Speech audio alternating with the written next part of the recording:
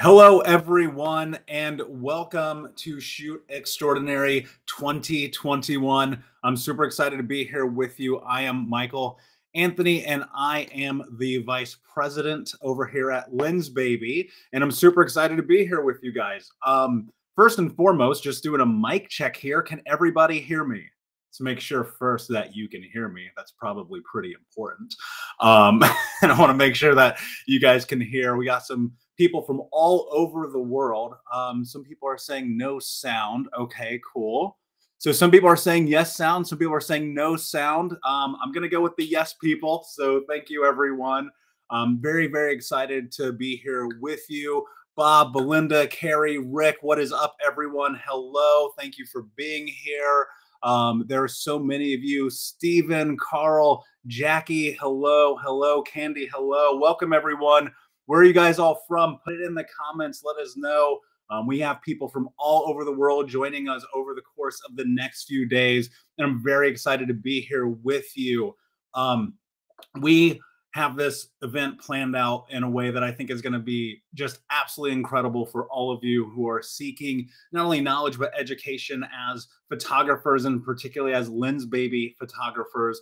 And we have some of the absolute most incredible educators and speakers who are going to come and teach you and educate you, from talking about fear to toy photography, to creating these magical moments, to indoor photography, to macro photography, to pretty much anything that you can imagine, right? And I'm super excited to be here with you. We brought together so many incredible people here.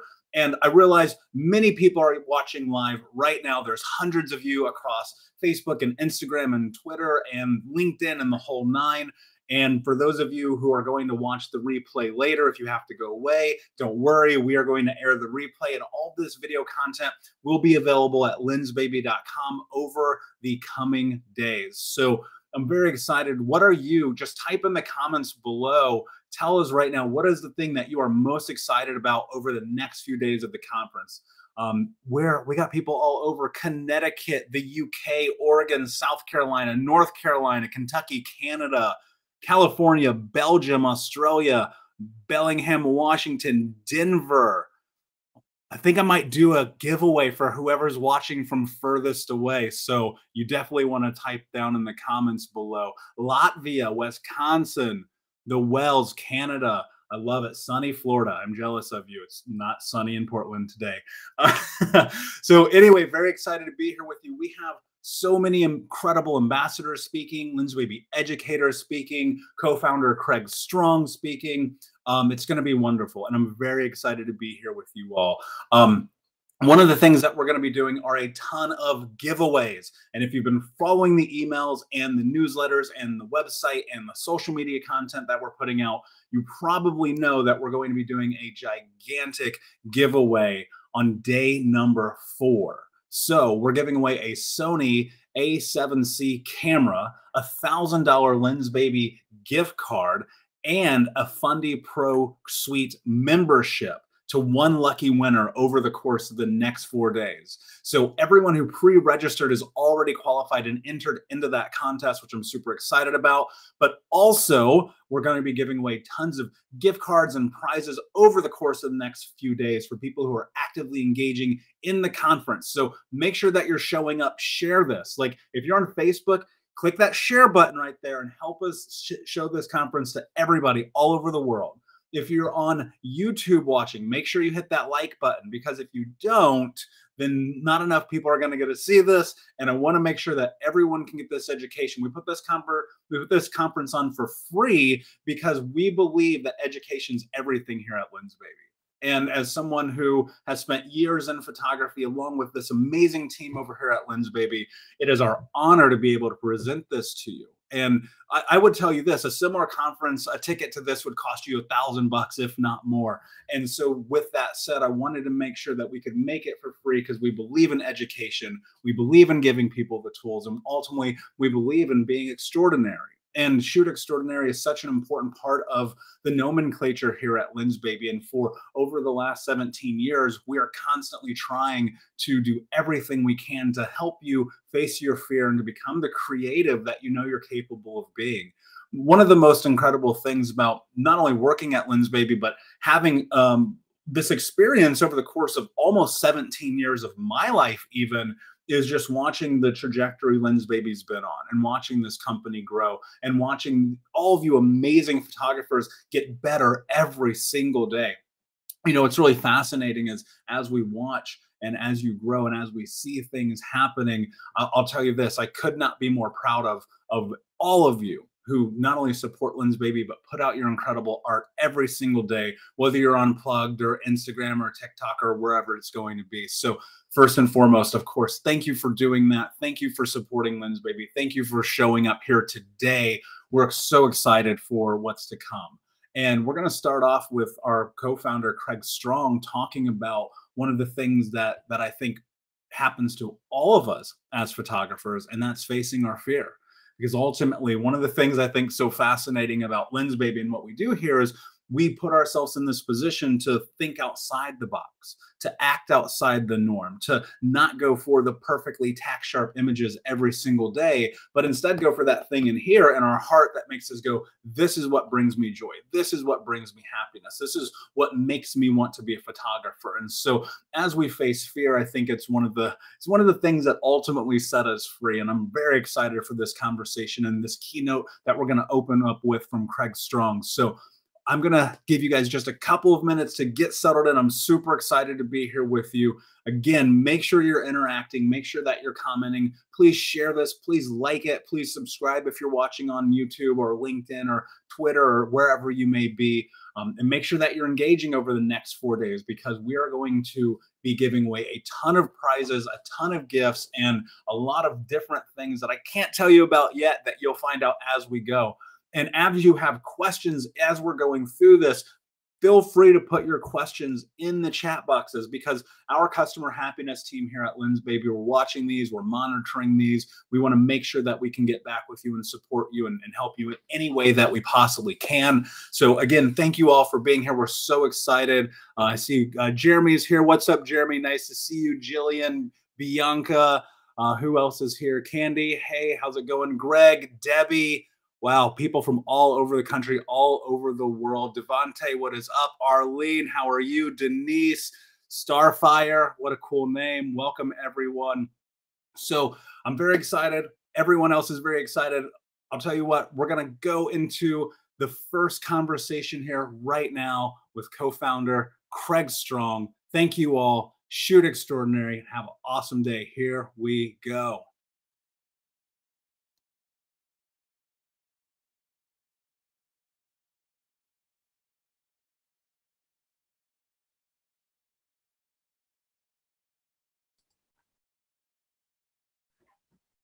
Hello, Lensbaby community. Thanks for joining us at the Lensbaby Conference 2021, or watching this after the fact. And I am here to talk with you. I'm Craig Strong with Lensbaby, and I'm here. We're gonna explore what it means to move through fear and what lies on the other side for you. Lensbaby's mission statement reads, "We empower artists to move through fear to discover extraordinary creative freedom." So I'm hearing something about you tune into the Lensbaby 2021 conference to learn about camera, lenses, and creativity. And first thing, co-founder Craig Strong starts off the conference talking about fear. What's the deal? Well, the deal is I'm talking about moving through fear, because in my experience, there's treasure on the other side, and you at some point made a step out of the normal stream of photographic exploration to try something new. For most of us, there is usually some anxiety around this. There doesn't have to be. If you're just fascinated and excited about photographing differently, keep up that momentum. This conversation, though, isn't just about photography. It's about growth. And I suspect that there is some area that you would like to grow in where you feel an uneasiness, anxiety, or possibly even fear. So let's workshop that together a little bit here. I'm going to have some questions for you. We're going to, I'm not going to stop and let you answer them, so you can come back to this later or write them down and do it later, whatever you want. But let's start off with a great little book that I've been listening to on Audible. I think it's free for Audible members. In her book, 100 Essays That Will Change the Way You Think, Brianna Wiest writes, the expression and experience of negative emotions are correlated with activation in the right frontal cortex, as well as in other structures such as the amygdala. Those are the same structures that are activated when consistently being creative. I get a little stressed when I hear consistently being creative. So, but those are apparently that stress is in the same place as the creativity. So maybe we're onto something.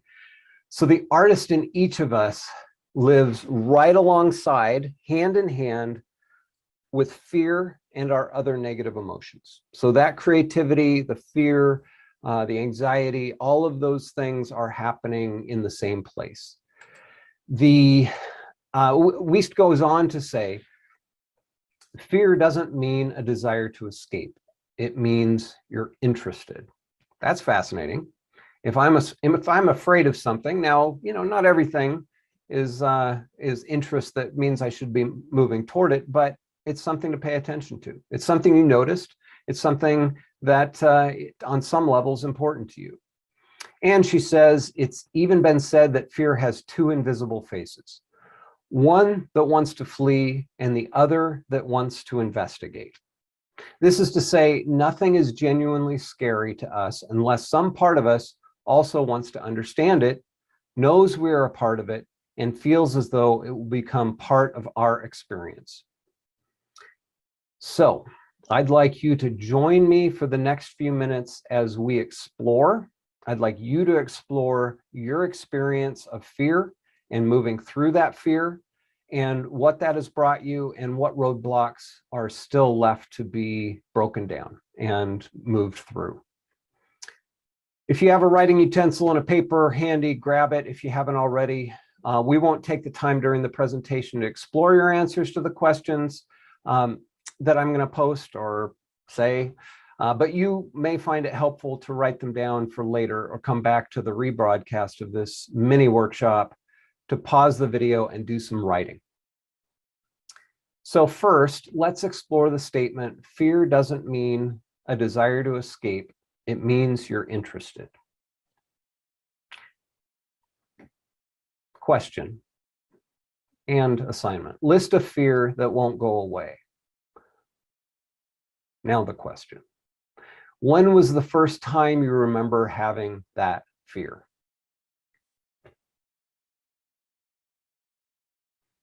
One of my fears is not understanding something important. This fear was first realized, at least in a momentous way, for me in 7th grade. I did a presentation on lasers, and after explaining how one type of laser used a partial mirror in its construction, someone in the class asked what a partial mirror was. It was the one question that I was most hoping no one would ask. Even though I knew that my teacher, Mr. Young, had done his 7th grade science project on lasers, I had not consulted him about what this specification in the construction of lasers meant. I actually hadn't consulted him about anything. He didn't like me very much. And so he was a little intimidating. I answered my classmate's question by drawing on the blackboard a rectangle, which represented a mirror, because they're all square, in my experience as a 7th grader, with a black dot in the middle. Well, I guess it was a white dot if it was on the blackboard. But regardless, rectangle, dot in the middle, and that dot represented a hole in the silver on the mirror. So you've got a mirror that's 100% mirror everywhere else except this one spot. Well, that wasn't right. My classmates, however, seemed impressed with my presentation, which at least one shared with surprise, something like, Craig Strong had a good presentation? But despite my classmates' somewhat impressed nature and takeaway, I got a D on my oral presentation from Mr. Young, as he knew that at least that one fact was wrong. Now, as I said, I did not consult him, And I did not really understand a lot of the stuff that I was spouting that I'd found in encyclopedias, because we had those then, and some scientific journals, probably just like Scientific American or something like that, about lasers. But anyhow, that was the one fact I know I was wrong on and contributed to that D in that class. Question: what do you need to understand about fear that is still with you?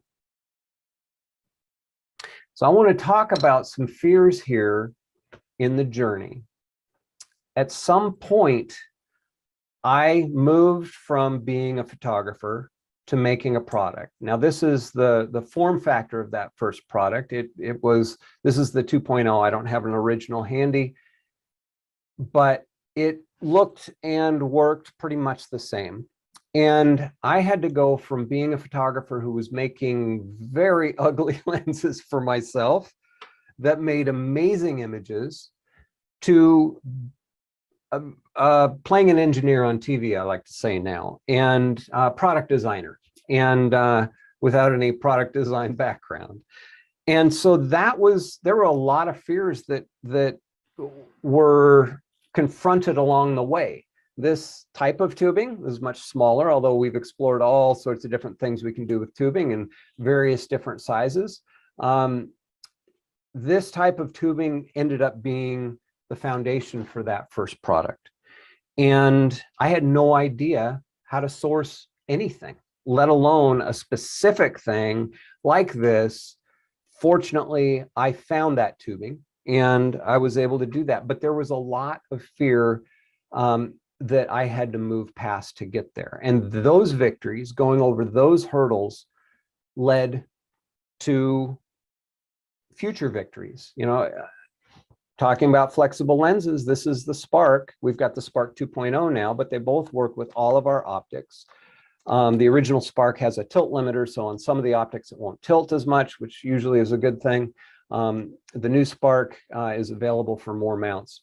You can go to the website for that. But regardless, this with interchangeable optics, internal apertures that stop down, if we can show that there, yeah, there we go, and compatibility with at least 19 of our 20 optics. There were some of the fisheyes, the 12 millimeter circular, it wasn't full circle, but the 12 millimeter fisheye that were not compatible with this. That's the only caveat you're going to hear from me today. Not really. But this is that realization. So I went from photographer with gaffer's tape and some vacuum cleaner hose and taping things together and a Dremel tool and making my own plastic parts to a real product using Hoover vacuum cleaner hose, and then having to source for our optic swap system something that was bigger because we couldn't fit the optic swap system into the back of the optics into that smaller tubing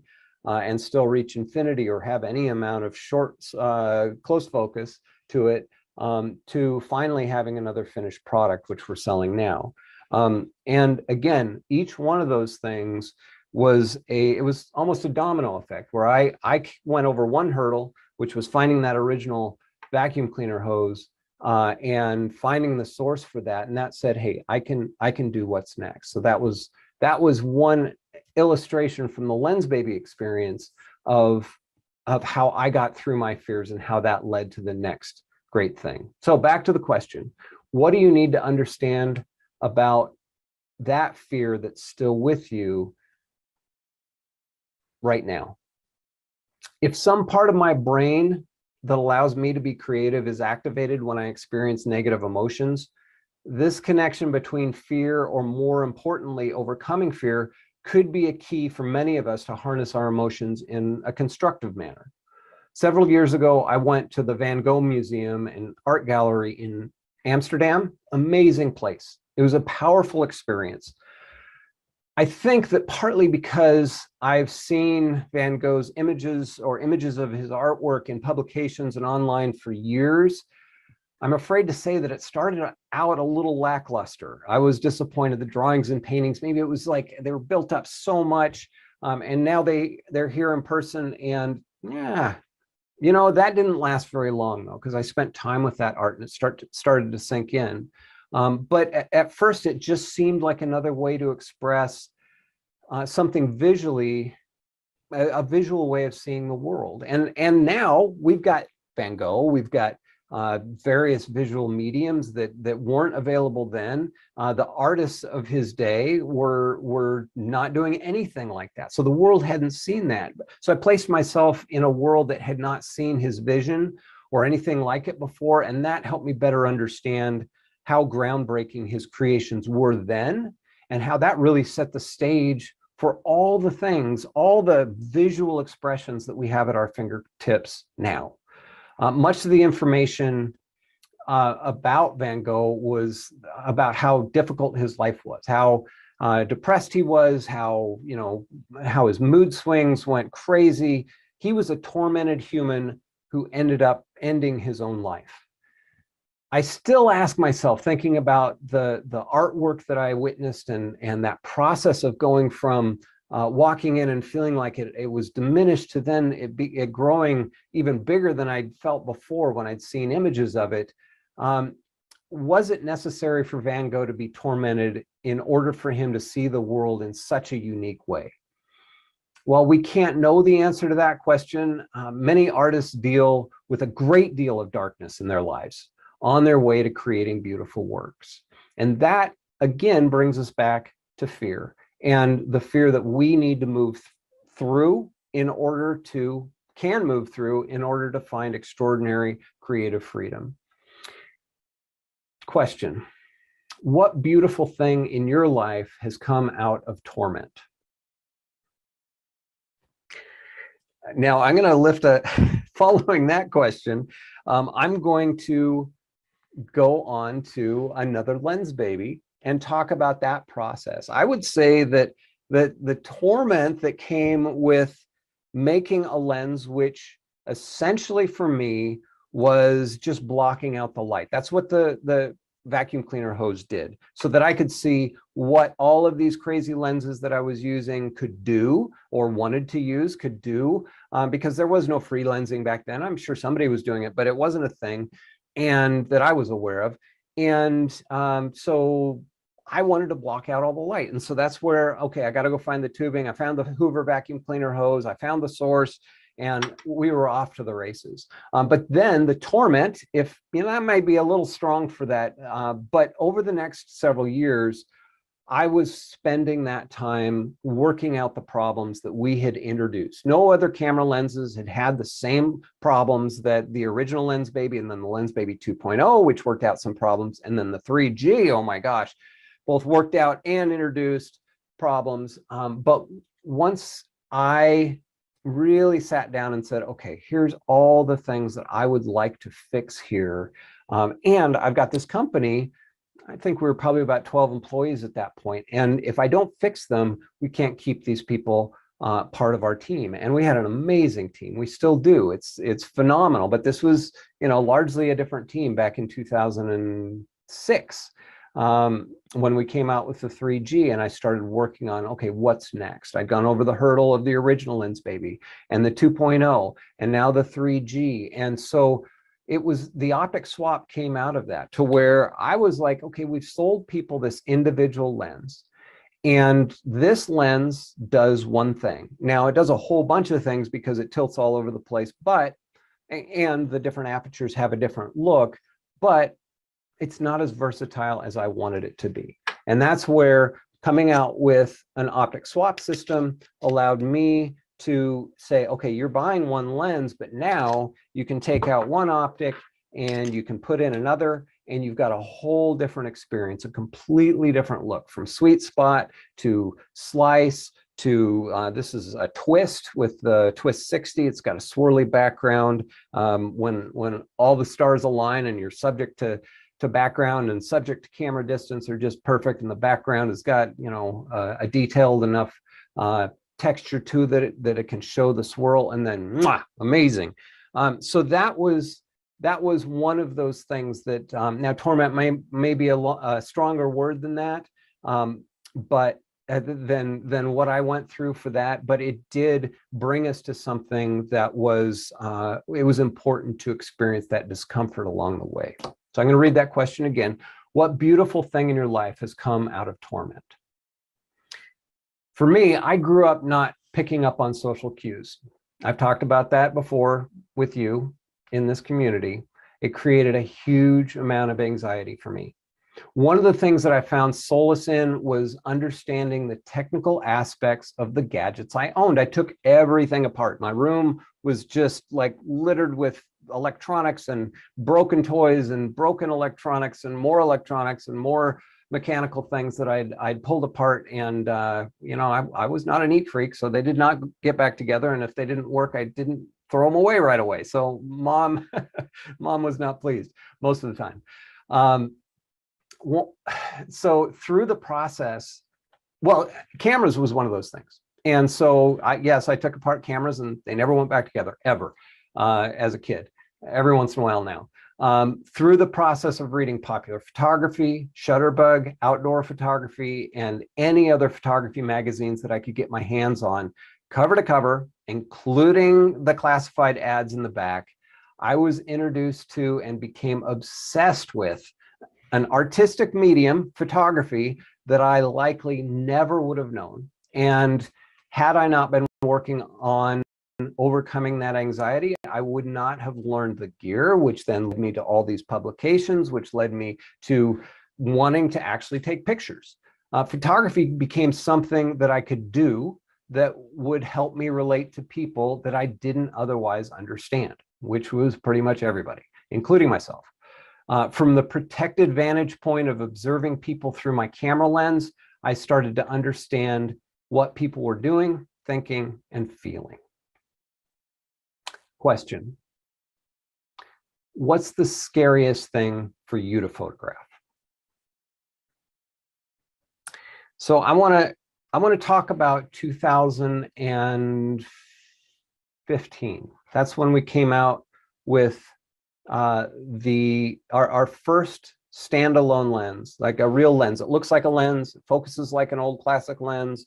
It has an aperture in it. We had a couple things with apertures, but they didn't look like a lens. They looked like some contraption that had optics and bodies and were hard to understand. And some of them were flexible and some of them were on a ball and socket.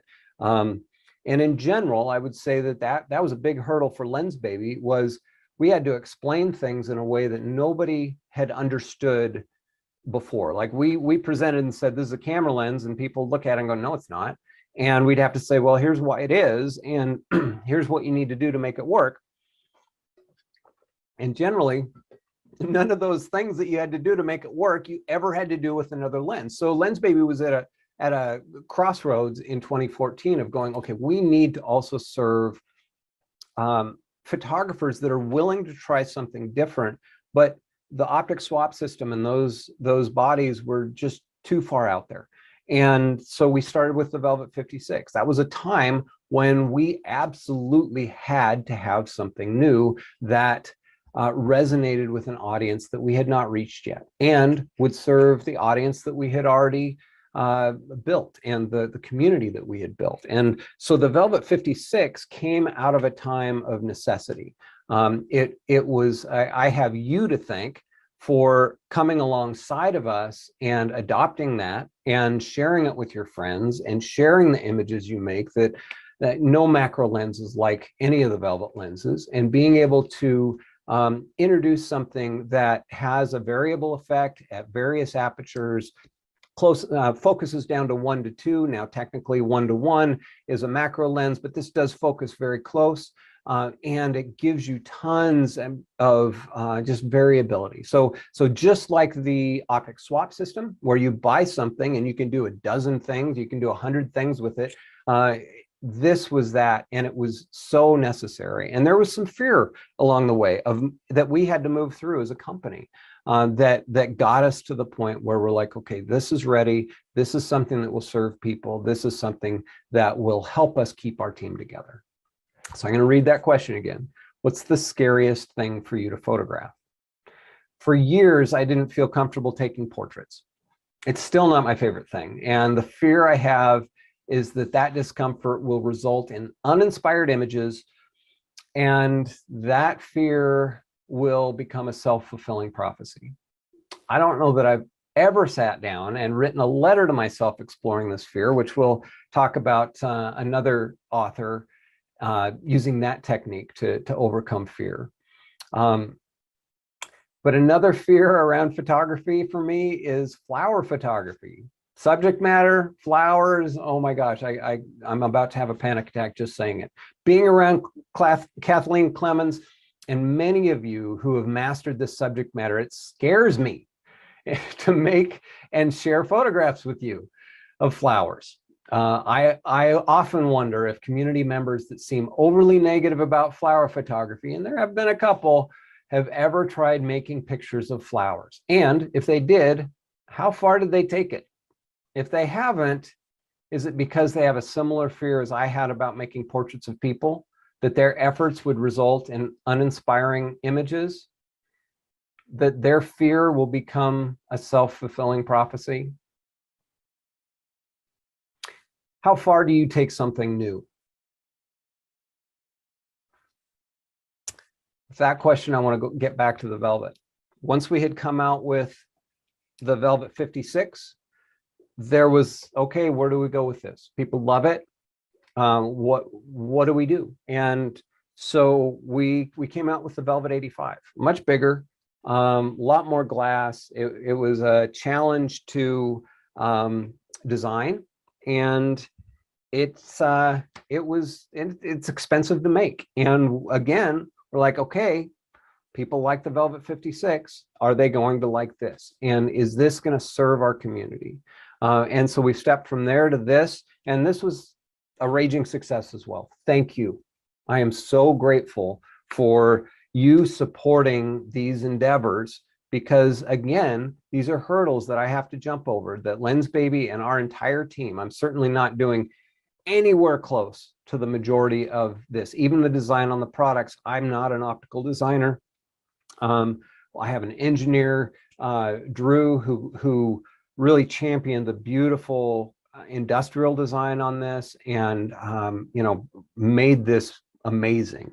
And so the Velvet 56 came, and then the Velvet 85, and then where do we go from there? I know a lot of you want Velvet 180, and that's something that probably is going to put things out of our price point. But some of you use 2x converters with your Velvet 85, and you get a, what is that, a Velvet 170, and do amazing work with this stuff. So, but from there, we realized that, hey, this soft focus, forget I ever said that in relation to the Velvet, because the Velvet is so much more than a soft focus.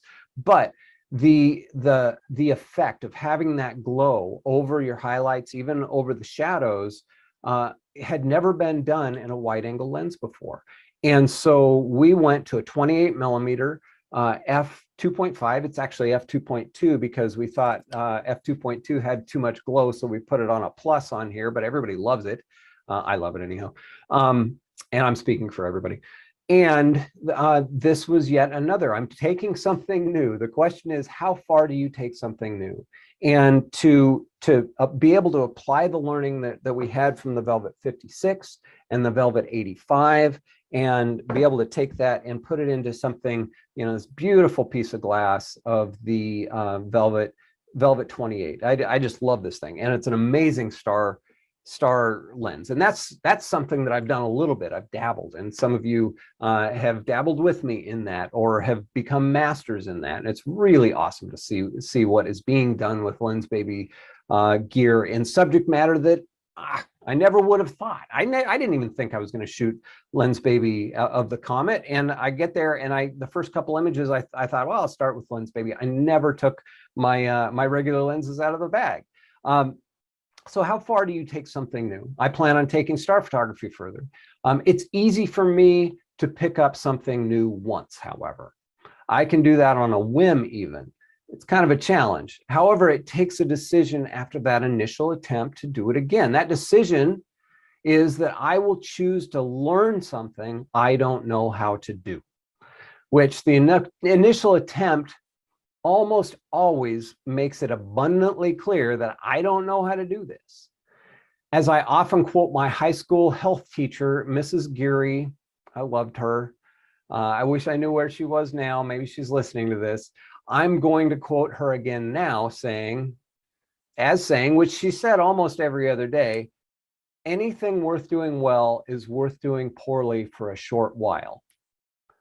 That statement is one of the best tools I've had in my lifelong toolbox, or at least since I was 17, that's allowed me to overcome the fear of not being good enough in a few key chapters of my journey. Is there a skill or a subject that you have concluded is not for you because you failed at it before?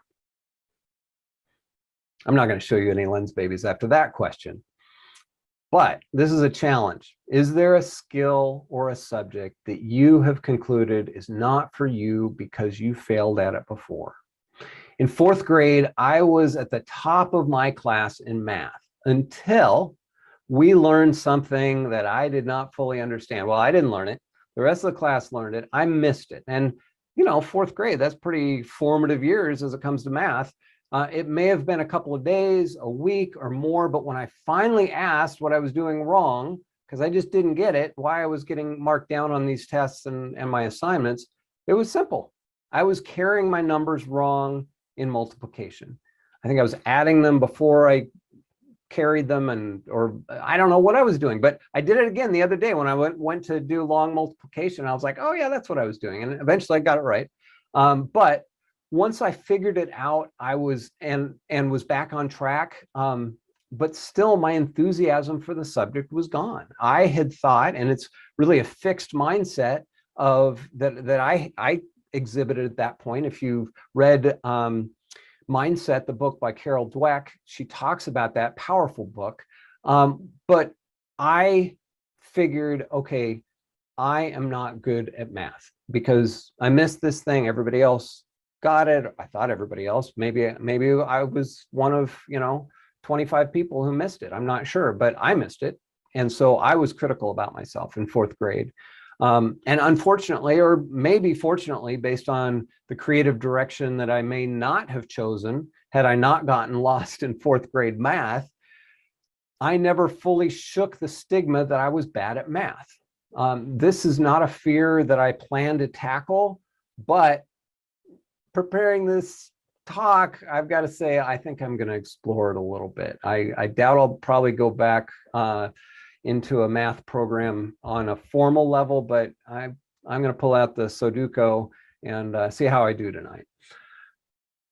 So question, is there a skill or subject that you found early failure was a challenge for you to master? Okay, I think I can find one here. This is not so much about the product. I'm holding the Obscura, which is a pinhole lens. It's a 16 millimeter. It's got some really high-tech process to make these pinholes, but it's still pinhole.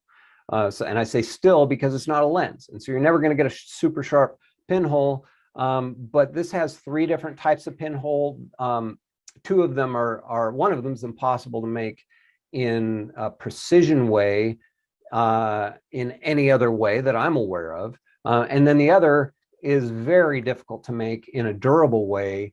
So the pinhole sieve has hundreds of little pinholes all in an array that focuses light. It actually has a focal plane, unlike a pinhole, which is essentially infinite focus.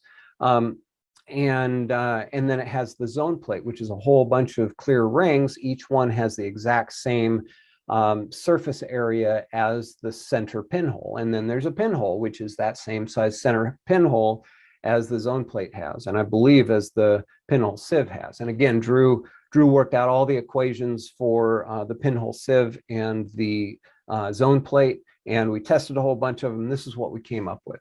However, it was not easy for me to warm to pinhole photography at first. We kind of put it into the optic swap system as an afterthought. So we made a kit of lenses. It was the plastic, the pinhole zone plate, and the single glass. And so you could buy that kit of 3 different optics after you've bought the composer, or you could buy them individually. And that was our optic swap system. So we came out with 4 different optics, the double glass that came with it, and these other things. And all 4 of those optics were, well, 3 of those 4 optics were things that I knew. I did not know the pinhole zone plate optic or what to do with it. But I went out and I pushed myself. And part of it was the challenge that I found from Worldwide Pinhole Photography Day. And that is an amazing community that's been around forever. And you can tell by their website, but it still works. And they get thousands of photographers. I have no idea. It could be tens of thousands of photographers to come out once a year. I think it's the last Sunday in April. But you'd have to go to Worldwide Pinhole Photography Day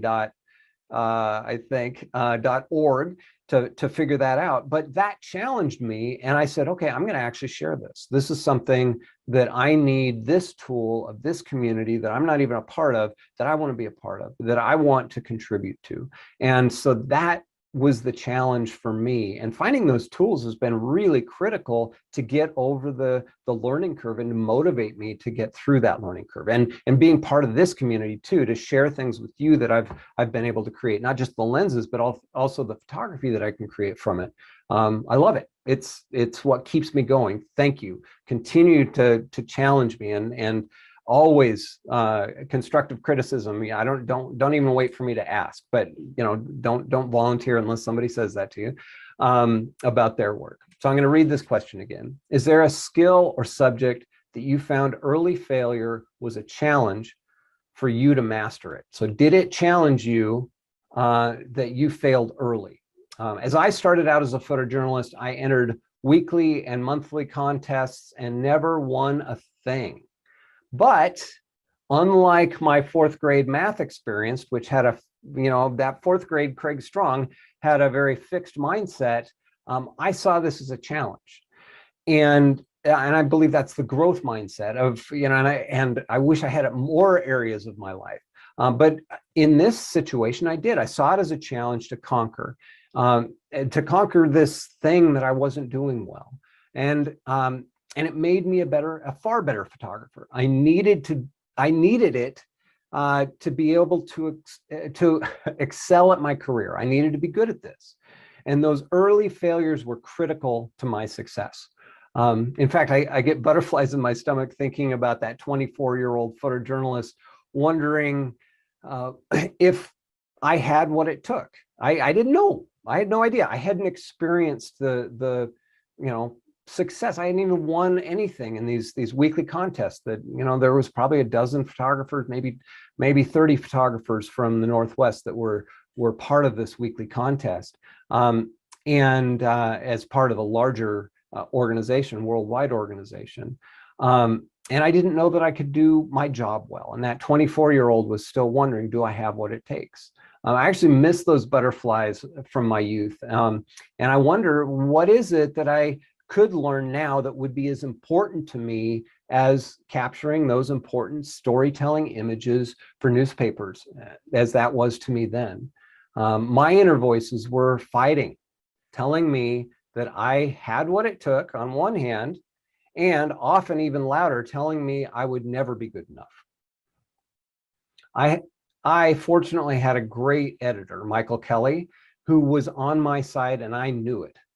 Michael made all the difference in that, and he helped educate that voice in my head that was the positive voice to speak a little bit louder, because he was gracious, and I became more gracious with myself. Question: in the absence of positive external input, what input does your internal voice provide? I think we're going straight into this. I've gone over a bunch of Lensbaby journeys. We've got the optic swap, we've got the velvet, we've got flexible bodies. So I'm going to talk to you about Julia Cameron. Julia Cameron is a screenwriter, a novelist, an author, and in her book, The Artist's Way, super powerful book, she talks about creative myths and monsters. She says, try to remember when someone discouraged you. Now, this is a new concept to me, and not that I didn't read The Creative Way in my early 30s. I did, but I don't think that landed. But to explore worst case scenario, what could possibly go wrong here? But she's saying to explore when someone discouraged you. They may have said, you're foolish to think you can be an artist. They told her that. They may have said, you're not special. And maybe those voices came from you. Cameron proposes that we write a letter to our, what she calls creative monster, rebutting it. And that creative monster is very at home inside of my head. She says, write a letter to your creative monster, telling them why they're wrong.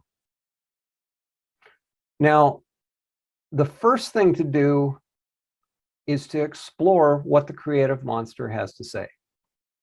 Explore the negative messages.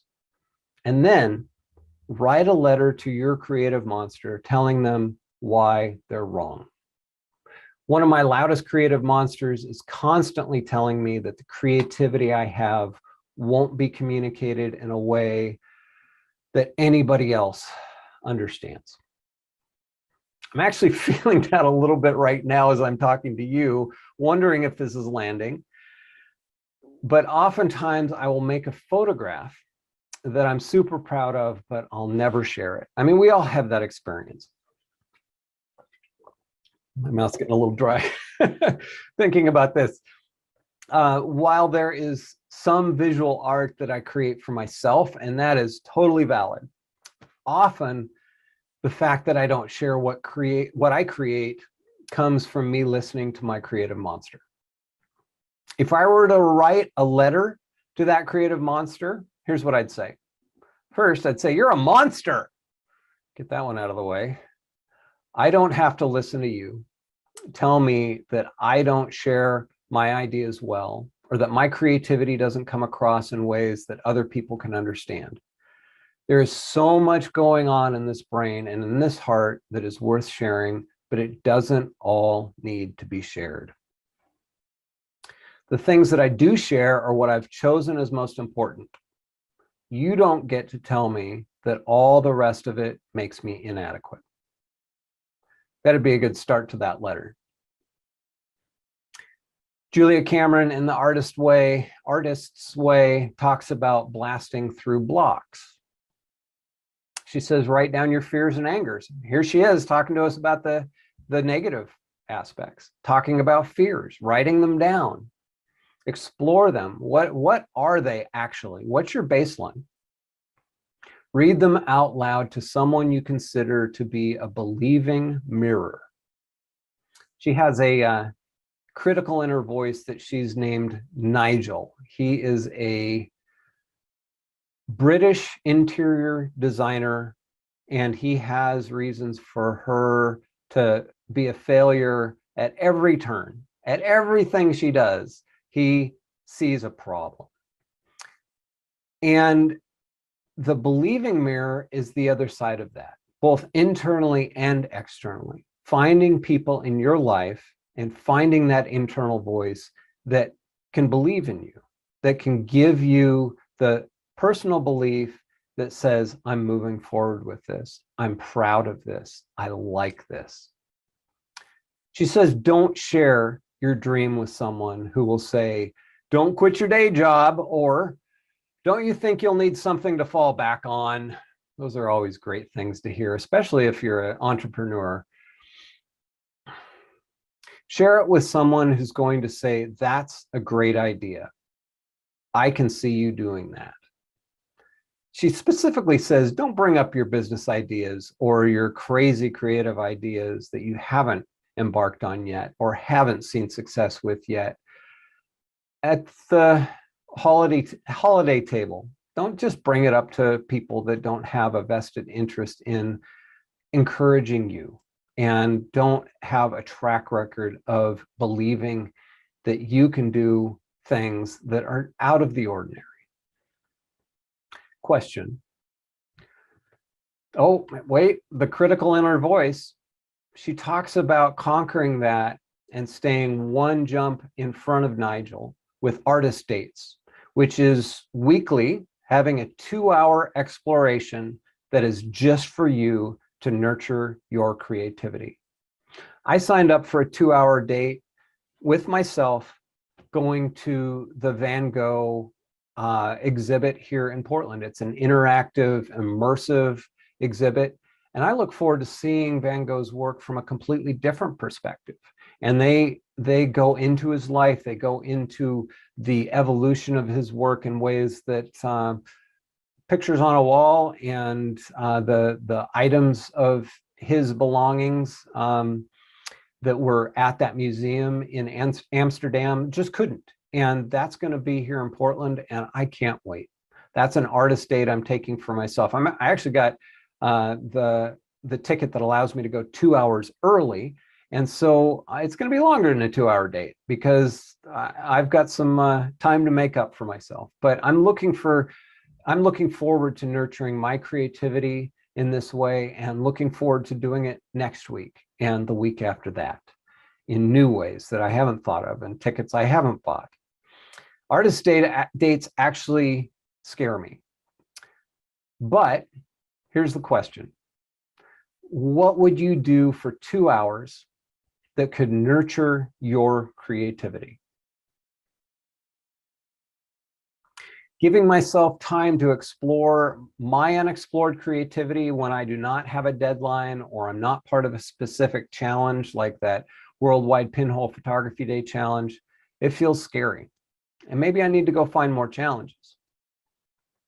It seems, though, that I may have found something through talking to you about moving through fear that I need to face head on. I think an artist date is in my near future. I'm going to end on that note.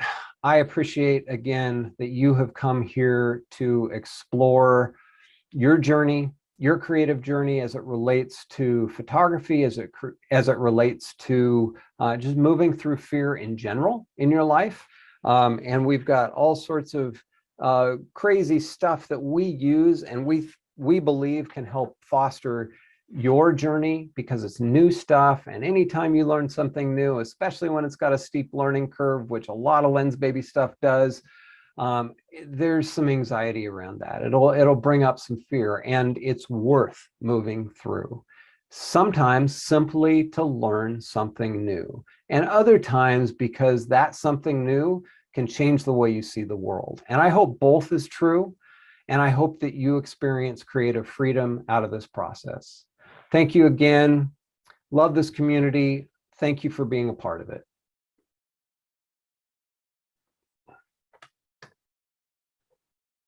Dreamy artistic images. Emotive and soulful imagery. That extra dimension and quirkiness. Really unique images. Se olvidaron completamente. Extraordinary results. Creamy bokeh and a dreamy feel. Creative and quirky landscapes. Unique blur effect. Fun flares. Poetic, oniric look. Something extraordinary.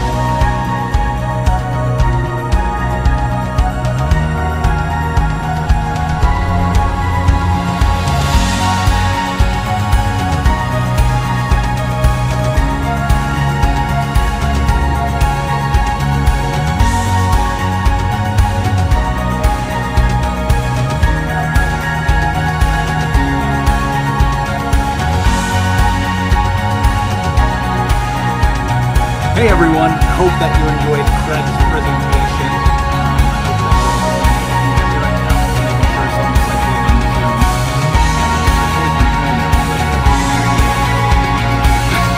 So you can hear me.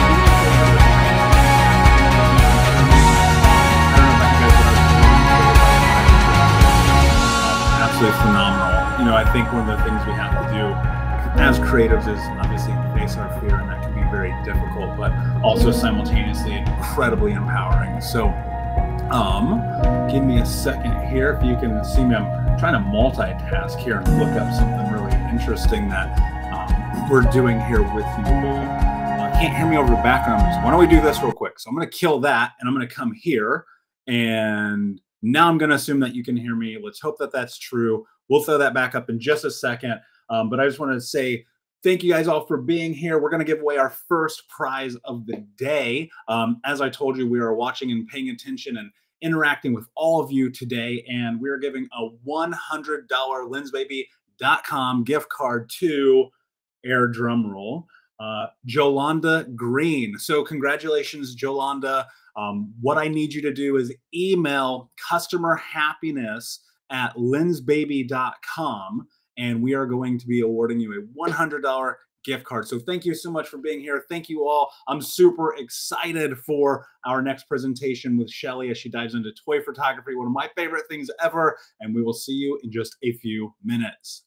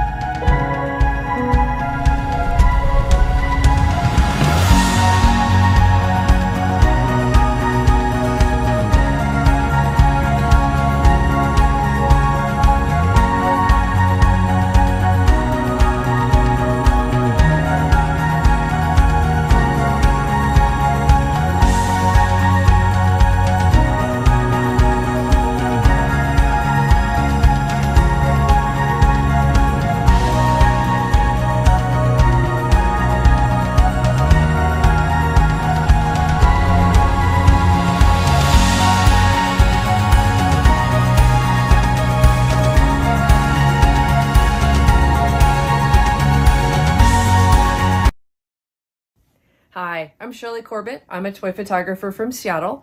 I've been taking photographs of toys for about 10 years now.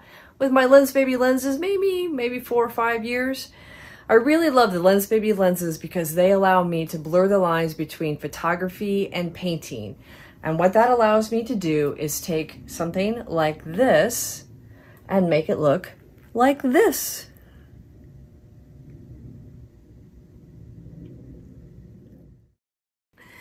So before we get out to the field, I want to just kind of go over my equipment really quick because I have a feeling that once I get in the flow of taking photos, I'm not going to talk about what I'm doing and why I'm doing as much as you probably want to know. So I'm just going to take a moment here and just review my equipment, the lenses I use, and why I use them.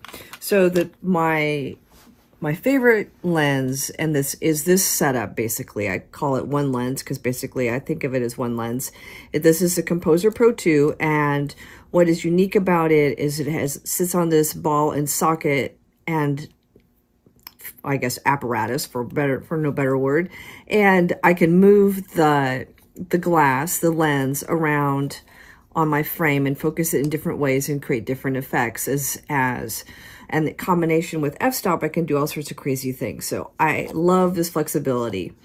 And then this is my basic setup, which is the Composer Pro 2 with a Suite 35 with a macro converter plus 8mm. And I need that because my toys that I'm photographing are small. So they're really basically on the macro scale. So I'll need a converter or some sort of macro attachment for all my lenses. So that's my setup, and this is where I start with pretty much all of my scenes that I have going here.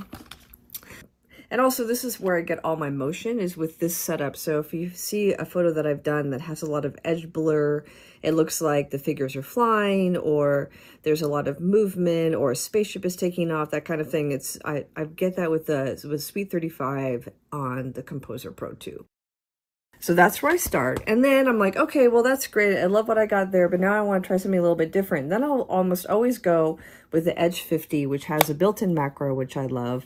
And this is just a really super fun lens. Took me a little while to get used to this one, but I like the soft edge effect. I like the bokeh it gets on the edges. I like the, has a great lens flare. I can also sort of play with my plane of focus so it goes front to back in the frame rather than just across the front from the front surface, so which is nice. I can get an idea of focus stacking without actually focus stacking. So this is a super handy lens. I love to play with the Edge 50. And then if I'm looking for something a little bit different, I'll go with the Twist 60, which I just love how it just curves the bokeh around the edge of the frame. I just love the soft focus aspects of it. It's just a beautiful lens, super fun to play with. And then I've been sort of messing around with my Suite 50, which I don't use as much as I used to, but I put the 16mm macro converter on it so I can get a more of a close-up of my scenes and sort of play with how much they're filling the frame. I just wanted to try something a little bit different for a while. So that's a nice compromise. Actually a really good change of pace from the Suite 35, which usually the figure is off to a corner and there's a lot more of the scene. And then if I move to the 50 with the macro converter, I can get a little bit more of a close-in, a little more intimate portrait of whatever the action is. So these are my babies. These are my favorite lenses, and this is what I go out with every time when I'm going on a photo adventure or even when I'm traveling. This is my setup. When we get into the field and we're out at the park, I tend to work really fast and it's really hard to show what I'm doing with the toys. So I thought I would take a couple minutes and show you how I set up my toys before I actually go out on any adventure. I spend a couple hours out here in my studio and I put all my toys together, and these are the different methods that I've used and use on a pretty regular basis to make my toys stay where I want them to stay, fly through the air, hang, whatever it is that I'm doing. So for a water shot, I'll generally use some clear Lego brick, and I'll set that up, and that's about pretty standard for a puddle depth. And I have my setup right here. And then on this one, I already have my little narwhal. I have him set up in so he can move around, so I can make sure that I get my two figures so they can actually look at each other and they're at a nice distance. And this one here, I wanted them a little bit farther apart, and I know that when they're in the water, I want the little mommy bunny to be a little higher than the sun, and he's a little bit farther out in the water. So I've set that up already. And then I've got this little guy here that I've, from past experience, I know that with the Lensbaby blur, especially with a Suite 50, this little brick setup can disappear pretty quickly. In addition to that, I will do things like hot glue little accessories together so they don't fall apart when I'm out in the field. I'll set up scenes like this so that I know what I want to do. And I'll put one of these trans clear bars on the back. And then this I'll be able to, with the help of a hand clamp, get her up off the air on a stump and get her look like she's flying through the air, which is pretty good trick. And then this also will disappear with that Lensbaby patented blur that I like so much. In addition to that, I've got a couple other little fun things I thought I would try out. I made a little swing for Batman. I thought that might be kind of fun. And I'll be looking for some nice, beautiful fall foliage to hang him from, because I thought that might be nice. An all pink shot, because Batman, normally you see him, he's all black. And I like to be a little subversive with my toy choices.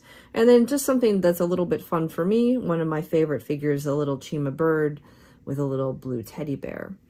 I'm really hot glue and Lego is great. So here's a setup that I've done in the past where the Stormtrooper is looks like he's at the top of a jump. But basically I ripped him apart and hot glued him back together. And when I put that in front of a lens, all of that is just blurs together, and the viewer's eye it's crazy. They don't see all the kind of modifications I've made. And then here's another classic Batman and Joker concept that I did. And you can see that there's an awful lot of glue and hot glue and some tack on that. But by the time you get that in front of a camera, all that disappears, leaving very little editing on my end, which is nice. Just in time for Halloween, or any time of the year, Frankenstein is going to go fishing. I want this all set up. In past experience, I know that light moves pretty quickly on the macro level, so I always want to make sure all my scenes are set up before I get out there, so I can really maximize the light when I find it.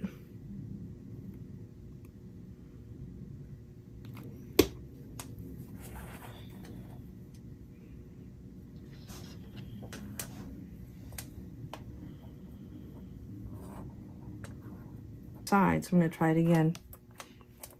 So here, this is it.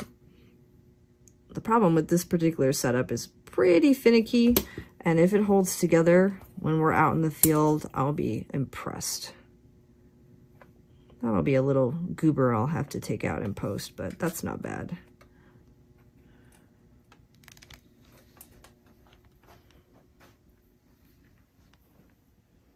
One thing that's great about toy photography is there are so many toys available to choose as your muse, your subject, whatever it is that you want to star in your photography. I personally chose Lego for not only its connection to my family, but because it's common around the world. It's very flexible. You can mix and match the parts, and everyone has a connection to Lego, or at least most people do. They either grew up with it, or their kids play with it, or they've had some connection to it somewhere in this universe. And if not the toy specifically, many of the characters that are now available as Lego minifigs. And that flexibility allows me to layer meaning on my photography, and it's a really quick connection to my viewer.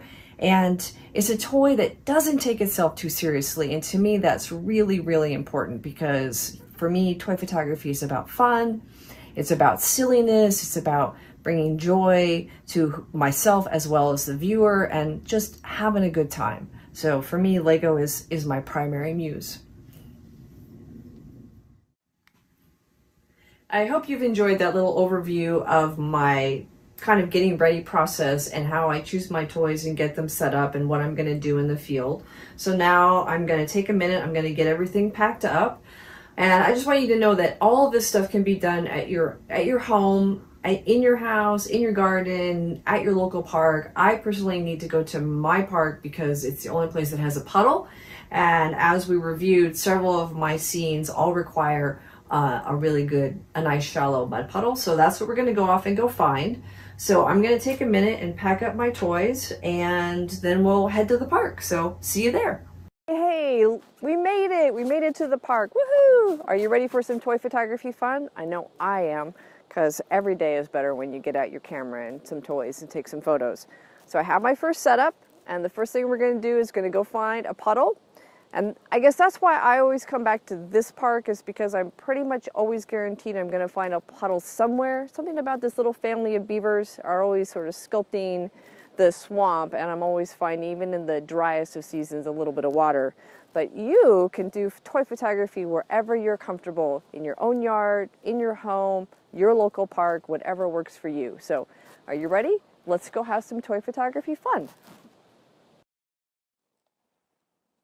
Growing up in the Pacific Northwest, water has always been important in my work, and I seem to have gravitated towards that with my toys, which I find very amusing.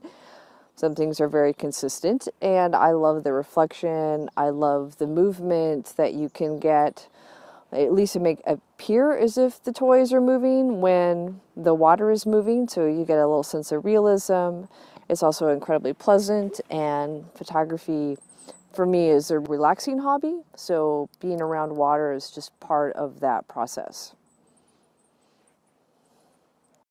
It's amazing how a Lensbaby lens can just take a dirty old mud puddle that looks like heck and actually make it look like you just entered some sort of magical world. It's not completely blown out like the Suite will do when it's wide open. Those edges get just a little bit crazy. So this one I get a little bit of that edge swirl, but I still maintain that the objects are recognizable. And it's always finding that line between recognizable and abstraction. Now, just for fun, because that looked pretty good, is what was it going to look like with an edge? 'Cause sometimes it's just a matter of just experimenting, swapping these out. Now what this one does is, because I can move the composer around, what I can do is create an effect where both the cat and Frankenstein are in focus and everything else is blurry. It can just change my line of focus and do that look in camera rather than doing it in post, which I like that freedom. It was good. I like Frank fishing. Looks good. Now I'm gonna remember those other scenes that I had in my studio. So I've got all my water ones in one place, and now I'm gonna see if I can transform this mud puddle into something magical that you might find Unicorn Fairy Princess in with a little narwhal. We'll see if we can make that work. I like that. So basically what I've done is I'm using the reflections of the sky to help frame the scene. So their reflection is in the center. All right. What happens if I do serious blurring? I like to just play with the lenses and see what I get. It's always fun. Sometimes you hit on something really different. All right. I've got my little setup here, which is the Mandalorian and Grogu and a frog. And I've taken this photo before, but I wasn't really happy with it, so I wanted to try it again, adding the frogs this time. Because if anybody's seen the TV show, you know that the Grogu has this thing about eating stuff. So I thought the joke would be fun to stick a little frog off on the edge. So now I'm going to add a little motion. And I'm going to try this shot a couple different ways, and because I'm not really sure if I'm going to like the Suite 35 or the Edge 50 with this.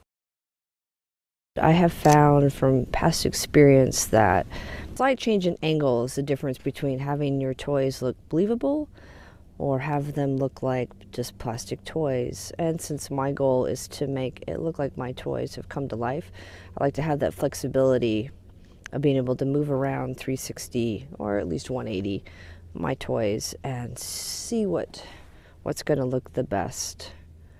Oh, I like that. I stopped it down to f4. Normally I like to shoot wide open, but I just want to really make sure that I get this right because I really like this setup. A little bit of motion in the water.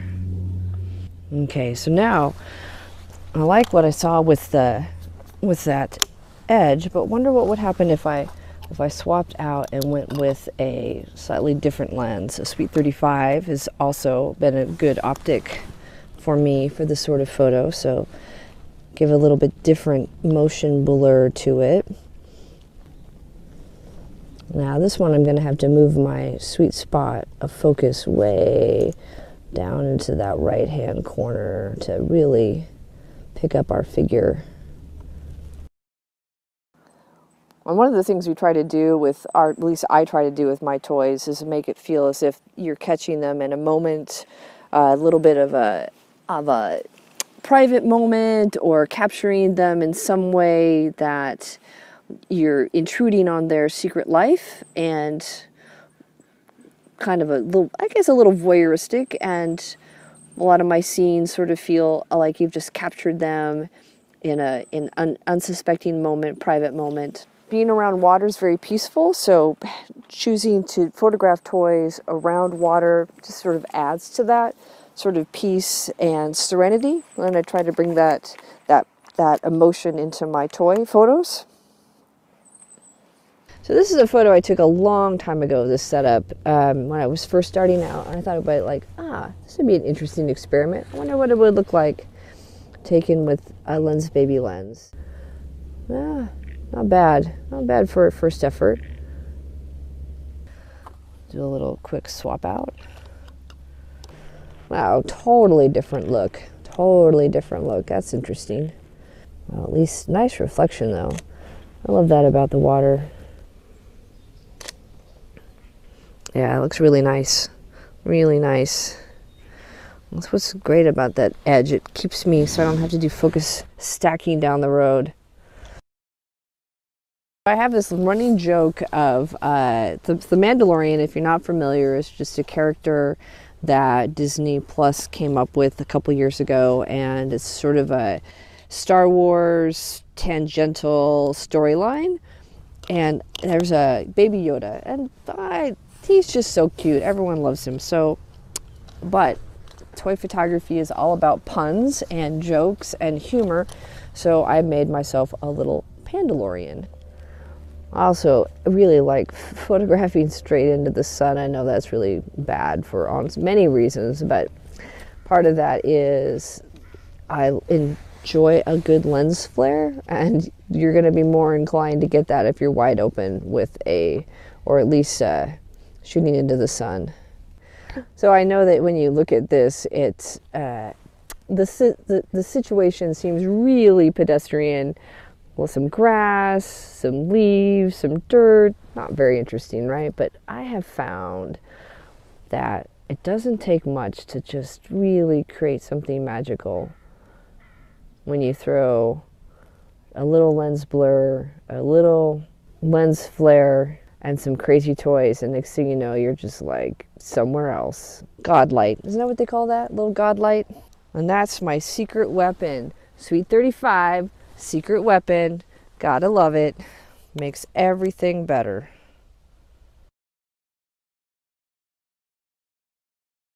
Much like Bob Ross, I really ascribe to the idea that photography is whatever you want it to be. Your art, your creativity is whatever makes you happy. People will judge, people always judge, but you should always stick to your guns, do what it is that you want to do, create the magic, the images, the photography that you want to create. And I love that about Lensbaby. Their lenses, their product inspires me to think differently, approach my photography differently, and create images that I'm happy with, images that bring me joy. So, and then also, we love Bob Ross and his happy little accidents, and I think that is also a big part of my joy, and the appeal of Lensbaby is that I can capture those happy accidents. There we go. Just a little bit of fun. Never want to take ourselves too seriously. That's the thing about toy photography. You definitely can't take yourself seriously.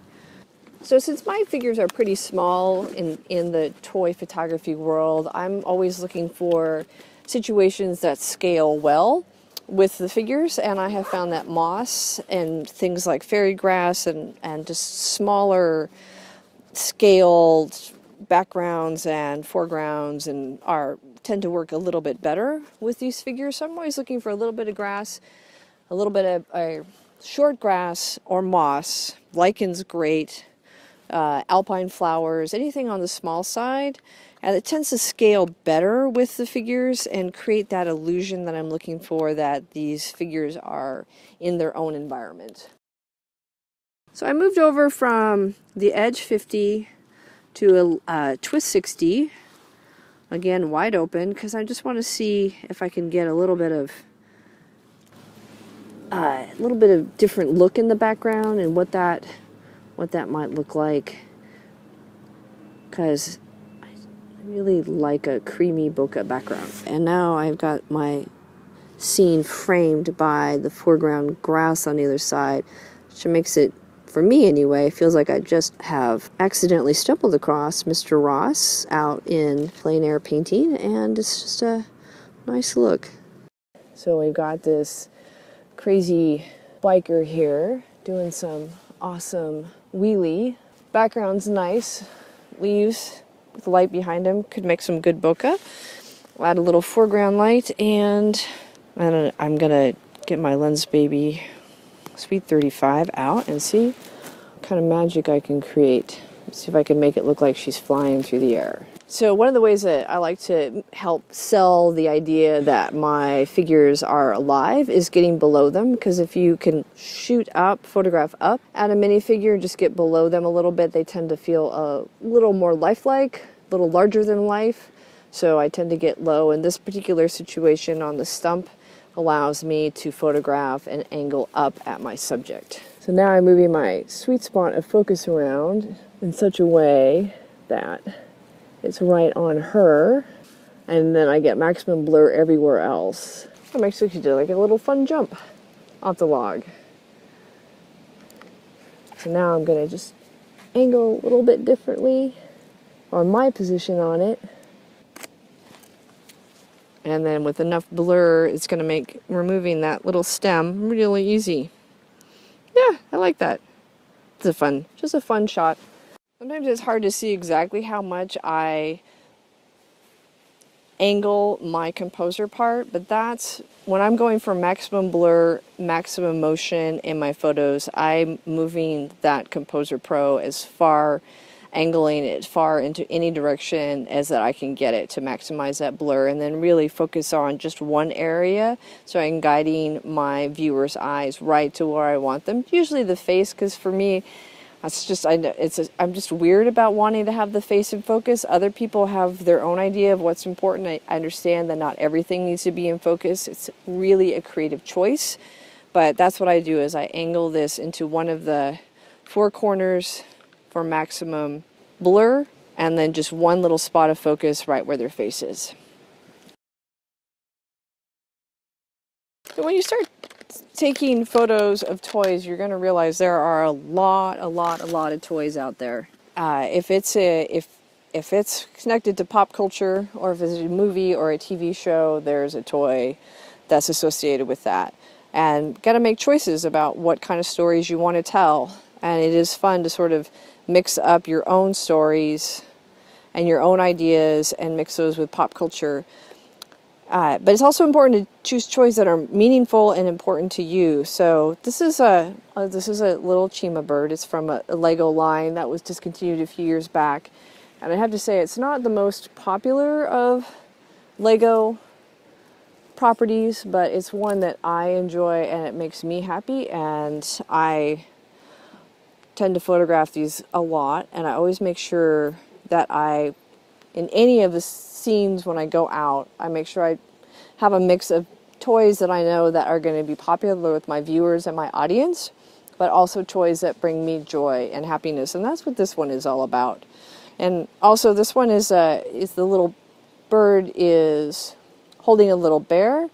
And once you've been photographing, or as an artist, you end up developing a language and props and sort of symbols that are important to you that tell your stories. And for me, the bear represents childhood, both imagined and real. And so anytime you see a little bear in any of my photos, it's alluding just the idea of childhood and safety and innocence and security, but also a little bit of terror and fear, because it's all tied in the same. So I'm going to try this one with two different lenses, the Sweet 35 for a little blur, and also the Twist 60, and have no idea which one is going to be better and create the look I'm looking for. I really like the Twist 60 because it's giving me a little bit more focus with both for both the bird's face and the teddy bear. There's not as much lens effect even at wide open.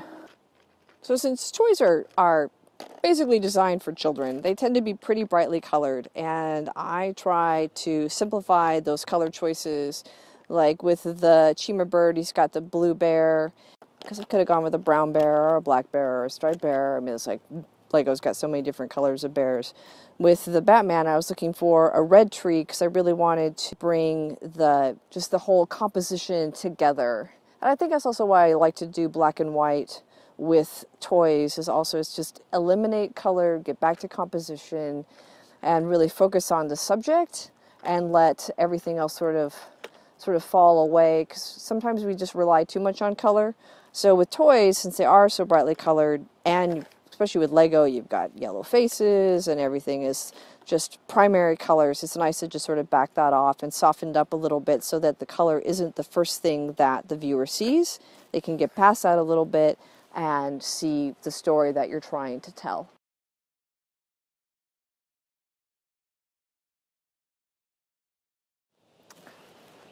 Thank you so much for going on this journey with me. I hope you enjoyed taking a deep dive into my creative process.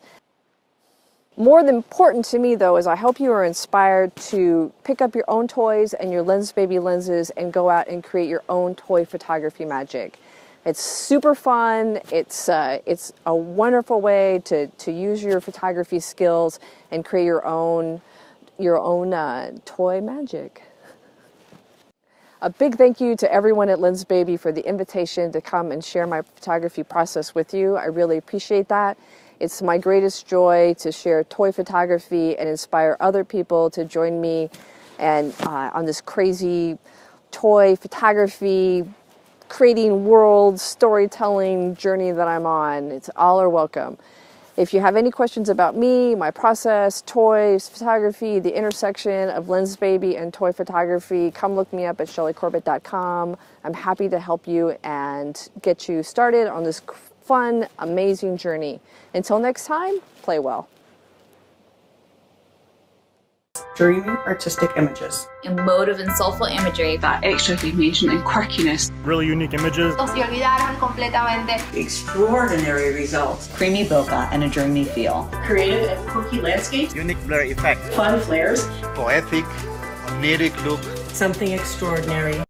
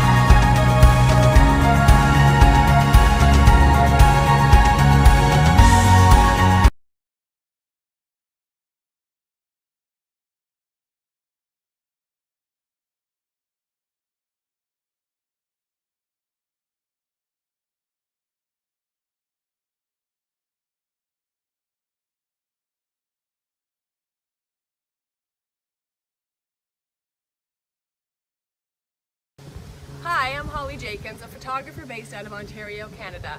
I'm also a Lensbaby ambassador. I just want to show you right now I have the Edge 35 on my camera, which is probably my favorite Lensbaby and lens of all time. I continuously go back to this lens, and I feel that this lens in particular really helps with that nostalgic vibe that I'm going for. So I usually shoot pretty wide open unless I want to do like a face image and I want both eyes in focus. Then I'll go up a bit. But in terms of most of my images, I'll usually shoot 3.5 or 4. So if you want to take a look, this is my set here. It's nothing too over the top. It's just these beautiful plants and my daughter in a nice dress. I have her hair down because I want to capture movement when I'm shooting with this lens. So I want her hair down, I want the wind blowing, I want the movement in her dress. And then I just ask my daughter pretty much to play. And I let her kind of lead it, and I'm just standing back and capturing the moments. And I'll be moving this around. As you can see, I just twist here. And when I'm looking in, I see the focus, and I'll move the focus around, so I'll maybe focus on her buttons here, or I'll focus on this detail here, or her eyelashes, or her hair blowing in the wind. I'll get the movement of her dress as she runs. Those are just little things that I'm looking for as I'm shooting.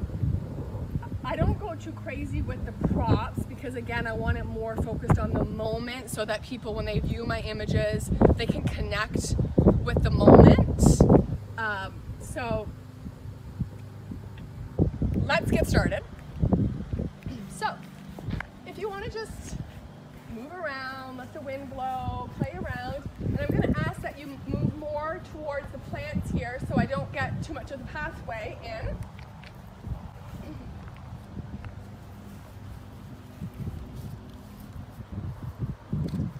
Now on this camera here, this is a mirrorless that I've upgraded to recently, and it's really great because I can flip the screen here and I can have focus peeking on. So it's really hard to see on the screen, but when it's in focus, it's flashing red. So I know that when I'm moving my focus up here, when I see the red, I know, oh, that's in focus. So right now it's focusing on my daughter, whereas if I was over here, I could see that, oh, it's focusing on the plant, which is not what I want. I want my daughter, so I'm going to be moving this.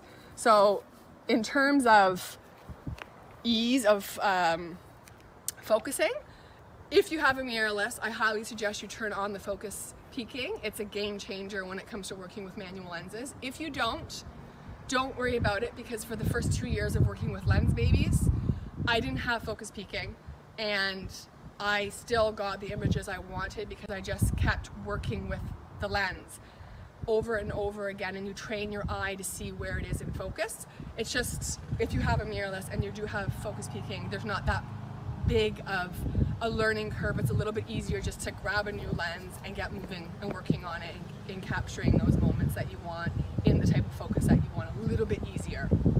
So anyways, I'm going to start going back so you can see me working a bit.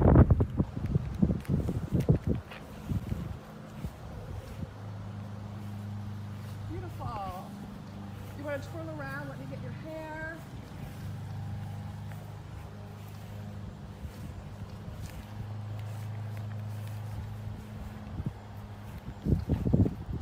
Now, if you want to just come sit for a second, I'm going to use the reflection of the mirror here. I'm hoping to capture some of the plants in the reflection as well as my daughter's face.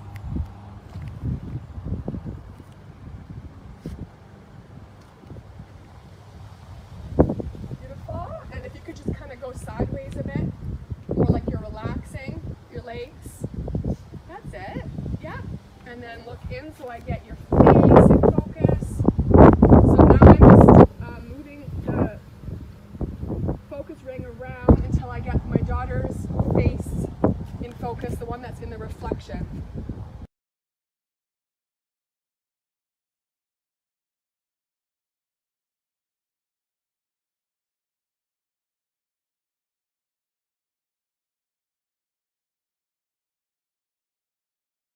So in terms of the moments, you can see the wind is blowing her hair right now. So I'm looking for that, and as soon as I see that, I'm snapping because I want the movement. It just adds an extra element to your image. The image itself is nice, but with the addition of her hair blowing, makes it just that little bit extra nostalgic element that I want in there. And when I'm shooting, I'm also thinking, how can I add in the 5 senses? Because the senses help you help the viewer connect and evoke emotions in the viewer. So I'm thinking about that as I'm shooting and as I'm setting up my props.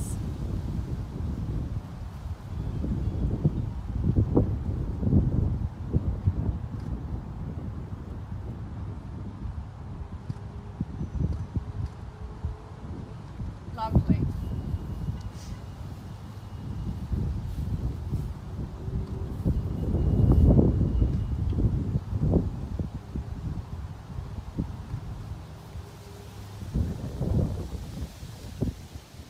Another thing that I love adding into my images, and it helps me create that mood and that style that I gravitate towards, is using the Omni filters.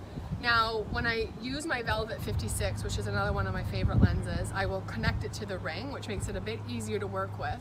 But that said, I will use it with all my lenses, and I will just hold it. So this is one of the lenses, this is one of the wands that I like to use in particular. You can see here.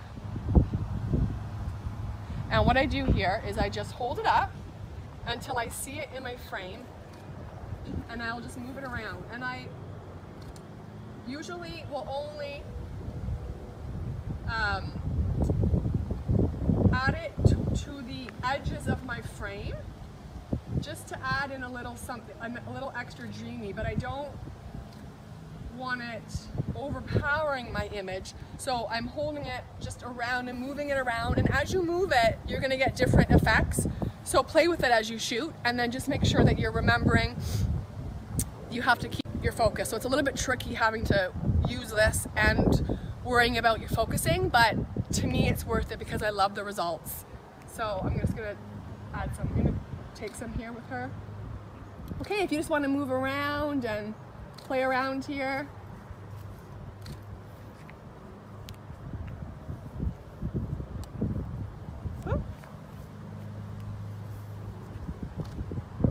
Beautiful. If you want to kind of run from side to side a bit, move around.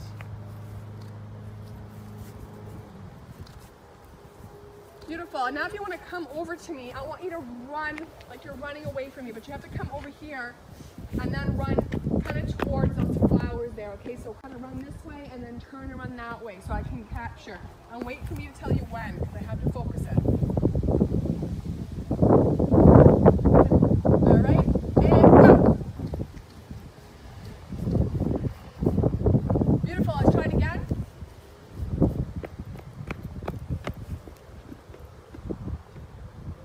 And go. And turn.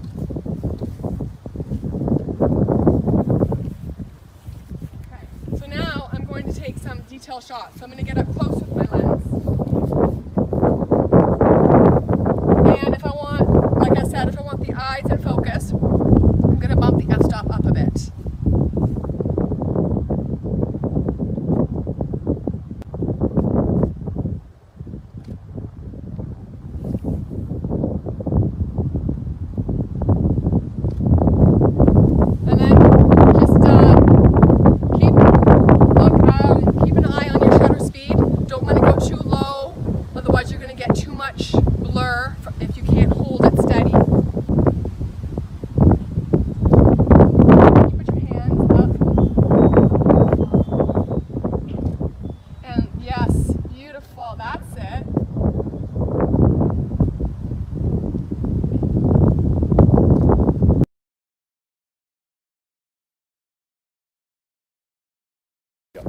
Hi friends, I'm Holly Jenkins, a photographer based out of Hamilton, Ontario, Canada.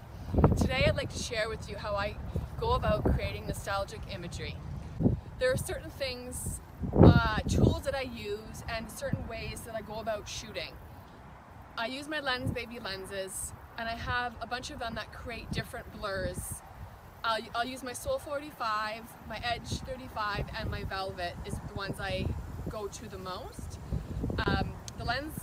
The Lensbaby Edge 35 pretty much stays on my camera recently, and it's got that beautiful free lens blur that I feel really adds that nostalgic element, especially when you combine that with editing tools like adding grain to give your final image kind of a vintagey old look.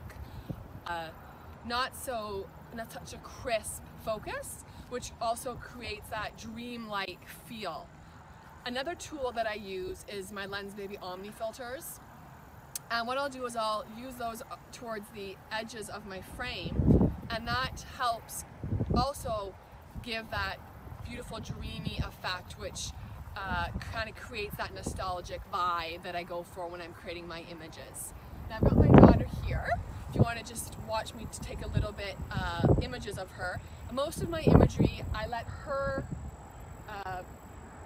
just play, and then I stand back and I capture the little in-between moments and the details like the wind blowing through her hair or her dress moving. Movement is huge in my images, and it helps create more emotive imagery.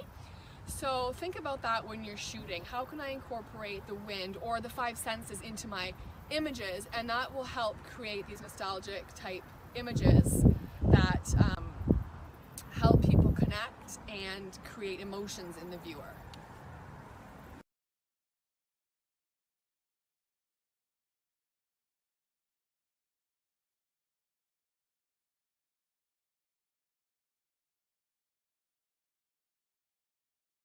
Think about different perspectives as you shoot.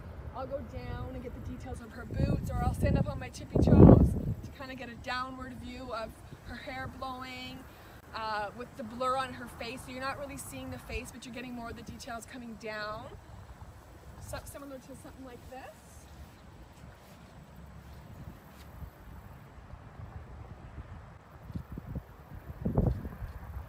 Also, you can capture the environment, the wind blowing the grass. So use your blur as a tool to drive the viewer's eye and add different elements of storytelling into your imagery. So I won't always focus on her face, or I'll specifically blur her face to add a little bit of element of mystery in it and help the viewer connect more. They can almost picture themselves in the image, or as if it was their own dream of their childhood.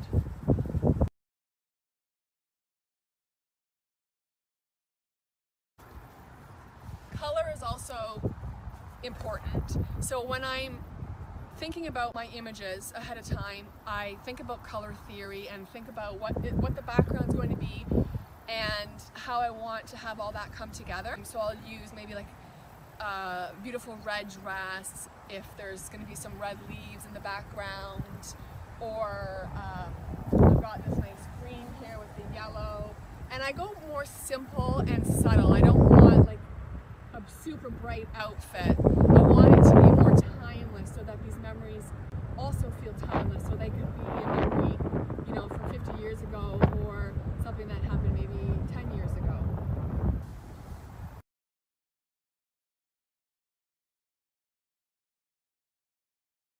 Alright, so just play around.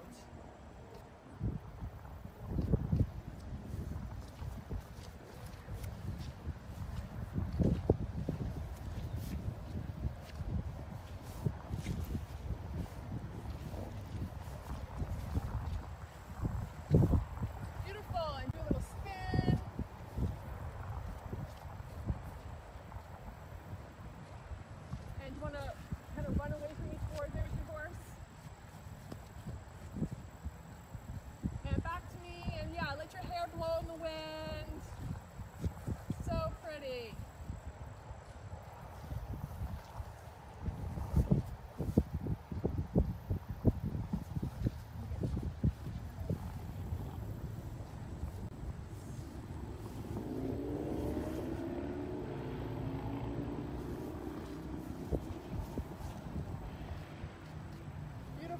and just play around, go more this way and that way.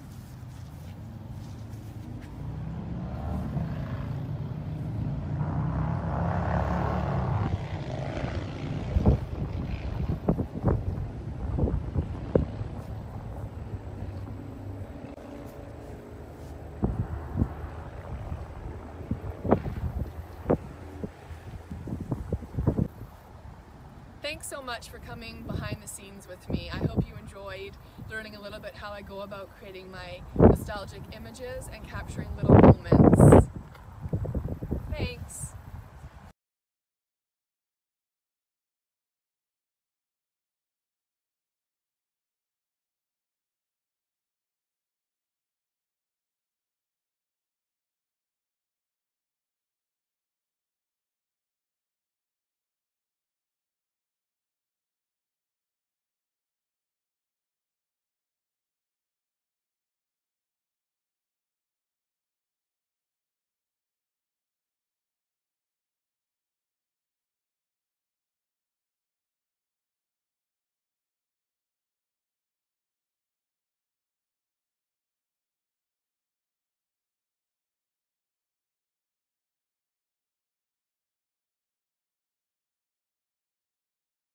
Dreamy artistic images. Emotive and soulful imagery. That extra dimension and quirkiness. Really unique images. Se olvidaron completamente. Extraordinary results. Creamy bokeh and a dreamy feel. Creative and quirky landscapes. Unique blur effect. Fun flares.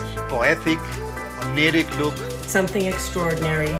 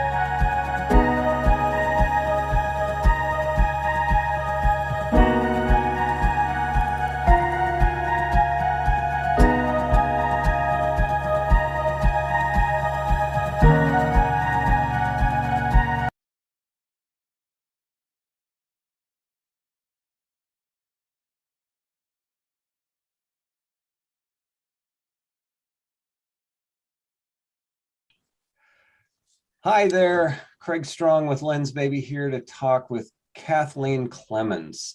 Kathleen is a flower photographer and teacher extraordinaire living in Harpswell, Maine. Kathleen has embraced life like few people I've known, and she's here to explore the ideas of fear and growth and life, and who knows what's coming with me and with us. Lensbaby's mission statement is we empower artists to move through fear to discover extraordinary creative freedom. Hi, Kathleen. Hello. So I want to know with you, I put this query out to you to see if you'd want to talk about this mission statement and how it's played out in your life. Right. That fear has brought good things, which is an interesting concept. And you jumped at that opportunity. So tell me, why does this statement about moving through fear resonate with you? Oh gosh, I think for several different reasons, Craig. I think when anyone first picks up a camera or first starts, there's a lot of fear. You know, you don't want to show your images to anybody, first of all, because you don't know what you're doing. And as you learn, I think you start to get a little more brave and you start to share with family. And of course, your family thinks your images are wonderful right off the bat. But then, and you get a little more confidence and you start thinking about, well, maybe I'll start, sharing them online, or I'll start an Instagram page. And but it's also scary because you don't have the confidence when you first start out. You've really gotten no honest feedback on your work because family doesn't count.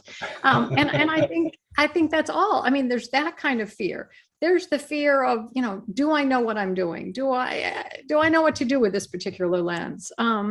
Is anybody else going to like my stuff? Fortunately, by the time you're my age, that fear is completely gone, because right now, the only person that my work needs to please is me. Do I like it when other people like my work too? Yeah, of course, everyone would like that. But that fear, I've been shooting for quite a while now. That fear is completely gone, and I think that allows me more freedom to experiment. I'm doing this whole route right now with frozen flowers. I didn't know what I was doing. I didn't share my images in the beginning. I had that same fear. I didn't know if they were any good, and I really had no clue what I was doing with the process. And so I gave myself the gift of time, which is what I tell my students to do. Give yourself the gift of time to learn, time to make mistakes, time to succeed. And I think that will help that fear go away and give you more confidence. And that's sort of how I see it. So Kathleen, you said at your age, it doesn't really matter. Like, talk to me about at other ages. Like, what was that like for you to put yourself out there as a photographer and as an artist? At different stages in your growth. The first place I really did was the old Lensbaby forum. Huh. That's the first place I ever posted my work. Wow. Was there. I mean, back in the day, there was no Facebook, there was no Instagram. You guys had a forum. And I posted my work there and started to get some feedback, and made some great friends who are still friends to this day. And that was the beginning for me. And then of course I started teaching online. And obviously people thought I knew what I was doing because they hired me. So that helps a bit. So, but I think, people always say with age comes wisdom. And I thought, but it's true. It's true. You figure a lot of things out, and you do have the confidence to be yourself and believe in yourself and in your work and the things you do, and say no for what doesn't work for you and yes for what does. So I think that's all part of it.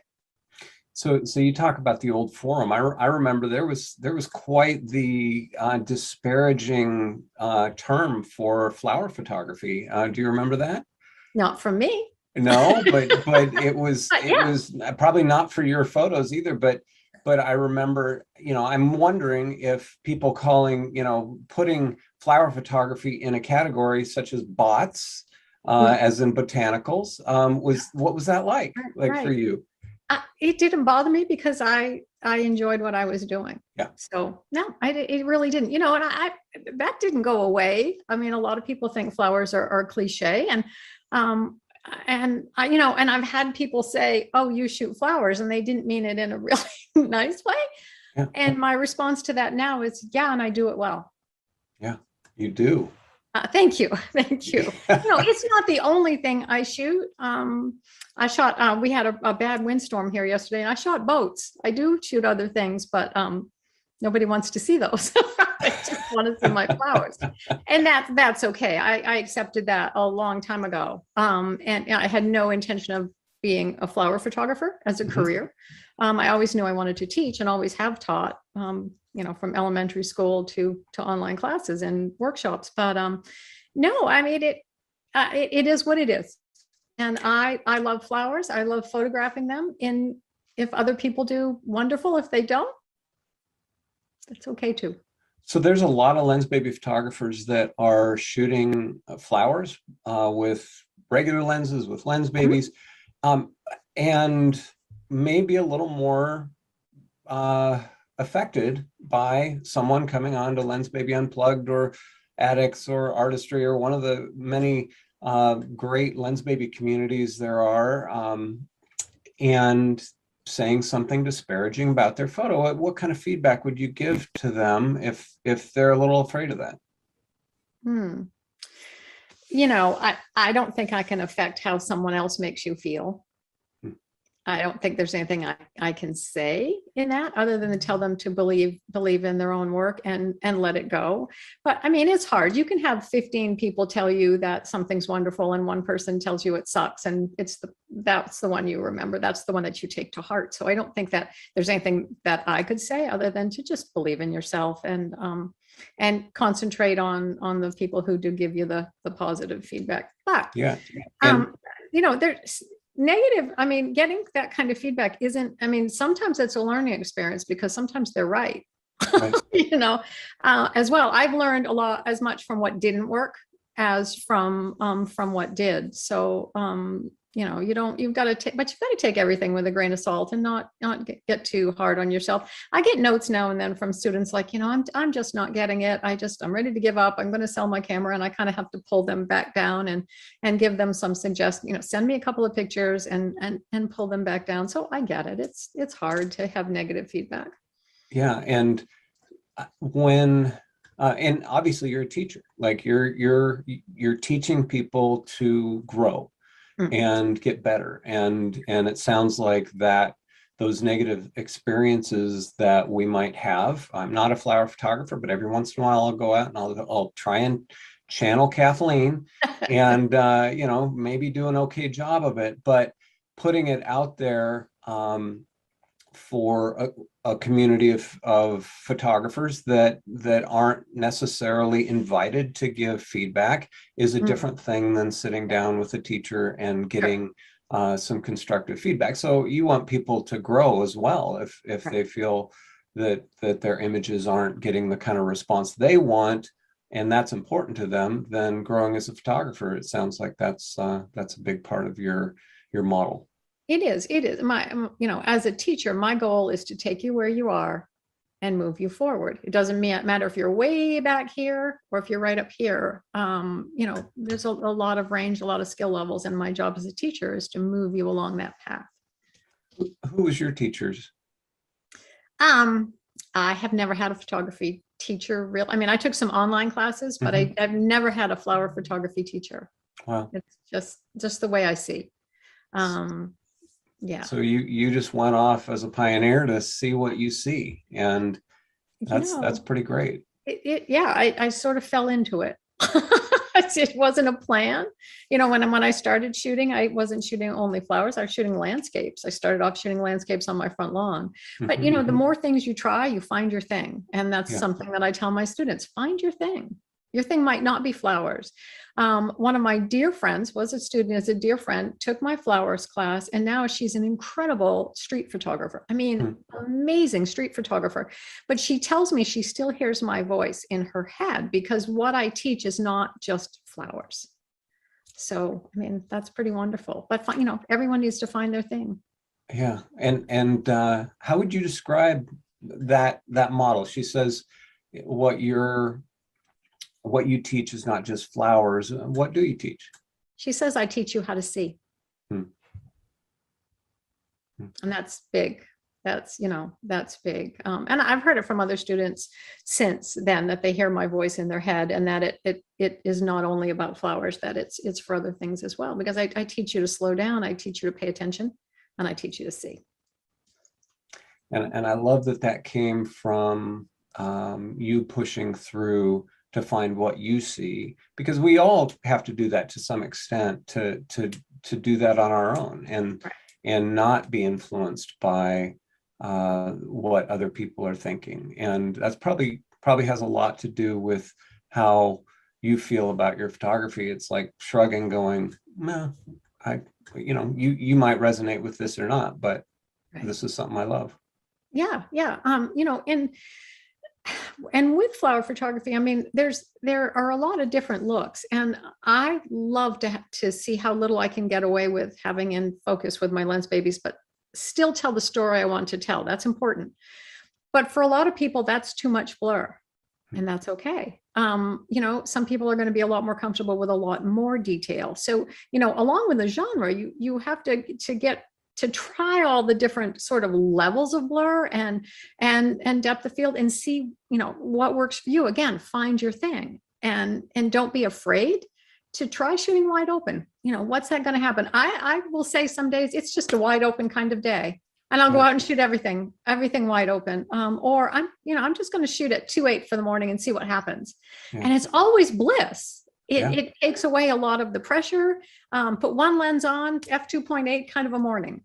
And that's a wonderful thing. So don't be afraid to try that, give yourself an assignment, or just, don't worry about other people thinking there's not enough in focus. See if you like it with only a small amount in focus. Yeah, I love that. I love that, the small fears can actually, become biases in my experience. And it sounds like that's what you're saying, is that just right off the bat, let's try it all.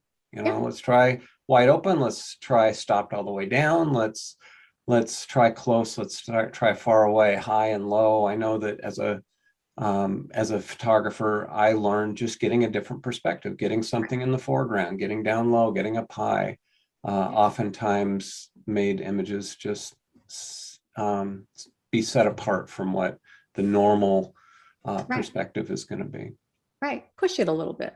Yeah. Yeah. What have you seen that, besides, opening it all the way up, or choosing just one lens, which has made you grow or see things a little different? Gosh, I don't think I could pin that down to one thing. Yeah.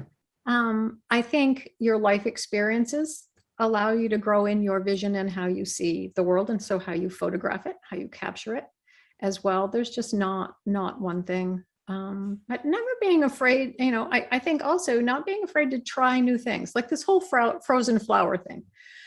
I had, no idea at the beginning. And I just, if I don't try new things at this point in my career, I'm going to get bored.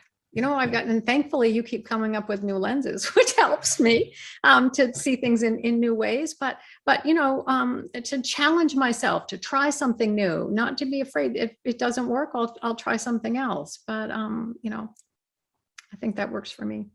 So talk to me about a life experience for you that led you to photograph flowers.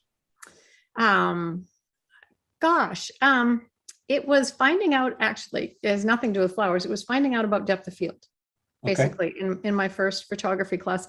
And when I found out I could control it, it was kind of mind blowing for me, because I can draw, I can paint. I have a good eye for composition, but I did not understand the technical. So finding out that I could control depth of field was wonderful. And then I started shooting macro and sort of evolved that into flowers, because I think shallow depth of field macro is incredible. Yeah. And so then that just kind of led me, I love color. So that sort of pulled me more into flowers than just nature in general for macro. And it just changed my life. It's great, the little threads along the way that lead to something greater. As I think about not everybody is a flower photographer, but there's a lot of Lensbaby shooters who are, and people tend to have strong opinions about that. Yeah, I think about flowers, and I take them for granted, likely because I'm not up in their face all the time, seeing what's going on like you are. What would you have to say to someone that hasn't explored flower photography, that may not necessarily know that there's challenges there or something to find? What have you found in your exploration, and what might somebody who's never even tried that find on their own? Right. Well, for me, flowers are about four things: line, shape, color, and texture. Okay. So think about those individual components, and you might be attracted to just lines. You might want to just move in really close and just concentrate on a more abstract look with line. You might be all about color, and maybe you don't need a whole lot of definition. You're going to go with a more a blend of colored blur, something like that, or you want to shoot deep and bring out texture. You can think about the flowers in those different components, not just a flower as well. As that. And I think I'm attracted to them because I'm attracted to curved lines and color in my work. And flowers are full of that. People, not so much. People, streets, not so much. Tall, straight buildings, no. Yeah. So, and I think the other thing about flowers is they're so readily available as a subject. Yeah. I mean, I can't do street photography in Harpswell, Maine. We have one stoplight and it blinks, but I can, flowers you can find in the grocery store, Home Depot, gardens. You can shoot wildflowers. You can, weeds. There's just, it's such a large availability of subject matter. You don't have to try and find people to pose for you. And I think that's why a lot of photographers, when they start out, end up shooting flowers a little bit, because it's something to shoot as you hone your skills. You may not end up being a flower photographer, but it's a great subject to practice on. Yeah. Yeah. Do you find personality in flowers? Always. Yeah. Always. That's one thing that I'm looking for, is personality, personification, and interaction, something that makes the flower different. Flowers that all look the same don't interest me at all. Yeah. I like the ones with the personality. Yeah. What's your, have you been surprised by that? Like, have you seen something, a person, like, does it relate to life experience for you when you find that personality? This seems like it feeds your soul. And I'm just wondering, what kind of relationship you have with those flowers. Yeah, all the time. And I that's one of the lessons in my flowers class, is that I teach to look for that relationship. It can be just, you can have, like, just in thinking of some of my images, all white daisies and there's a pink one. Then that's being yourself, standing out, being an individual, not worrying about what other people think. I love to shoot aged flowers, dying flowers. Perfectly imperfect flowers are my latest love. The imperfection is what makes the perfection. Yeah. That is just wonderful. So yeah, I mean, nobody's perfect. Nothing is perfect. Celebrate that, capture it. It's awesome. Well, you're a flower photojournalist to some extent, and a portraitist. Yeah. It's the whole story of the flowers that I see in your images. And I am just blown away with what you're able to do. And I think similarly to me as a photojournalist embracing weddings, because it had a story arc, a beginning, a middle, and an end. Right. The ability to come in and look at leading lines, to look at color, to look at the shapes and the composition and to be in control of a lot of that. You're working with the subject matter that brings you a certain shape, a certain color, certain lines. But I think you're right. You've whether you've stumbled onto it or it was inspiration, you've chosen a subject matter that allows for a ton of practice. And you talk about one of your students moving on and applying what she learned to street photography. Have you seen that with, is there other stories you can share of people that have have learned what they needed to learn with flowers and are off doing, great work in other areas? Yeah, there are some of my students are portrait photographers now. And what I teach is flowers as portraits. Look for the personality. And I talk about all the characteristics that are the same between flower portraits and portraits of people. And they've taken that on. A lot of the lighting is the same. You still want to put an emphasis on strengths and hide things that aren't as strong. I mean, same thing with a flower. You want to shoot for the most attractive point of view. You want to celebrate the subject, and it's the same way that you're photographing people or photographing flowers. So yeah, I do have several that are actually wonderful portrait photographers now. Well, and I could imagine that working with a flower, there isn't a sense of, is this person going to think I'm stupid for asking them to do something that might not work or whatnot. I mean, that may be a way to overcome some fears before moving on to something that's a little more personal, because that flower's not going to yell at you or scowl at you or get upset with you, and there's a lot of forgiveness there. Right. I mean, and you need subjects to shoot. You're not going to get any better if your camera stays in the closet. So though you may not want to be a flower photographer, experiment, try it. Use that to hone your skills, hone your focus placement, hone your aperture, hone your lighting, your backgrounds. You can learn all of that with one flower. You don't need a bouquet, just one flower, set it up, start paying attention to light, pay attention to what has to be in focus, what point of view is going to be best.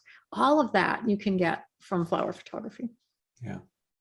Well, Kathleen, you, as I think about all the things you've done as both a photographer and entrepreneur, as a parent, like you've bitten off some pretty big things in your life, and it seems like you're pretty courageous. And has there been anticipation or a sense of anxiety or fear behind those things before you get going?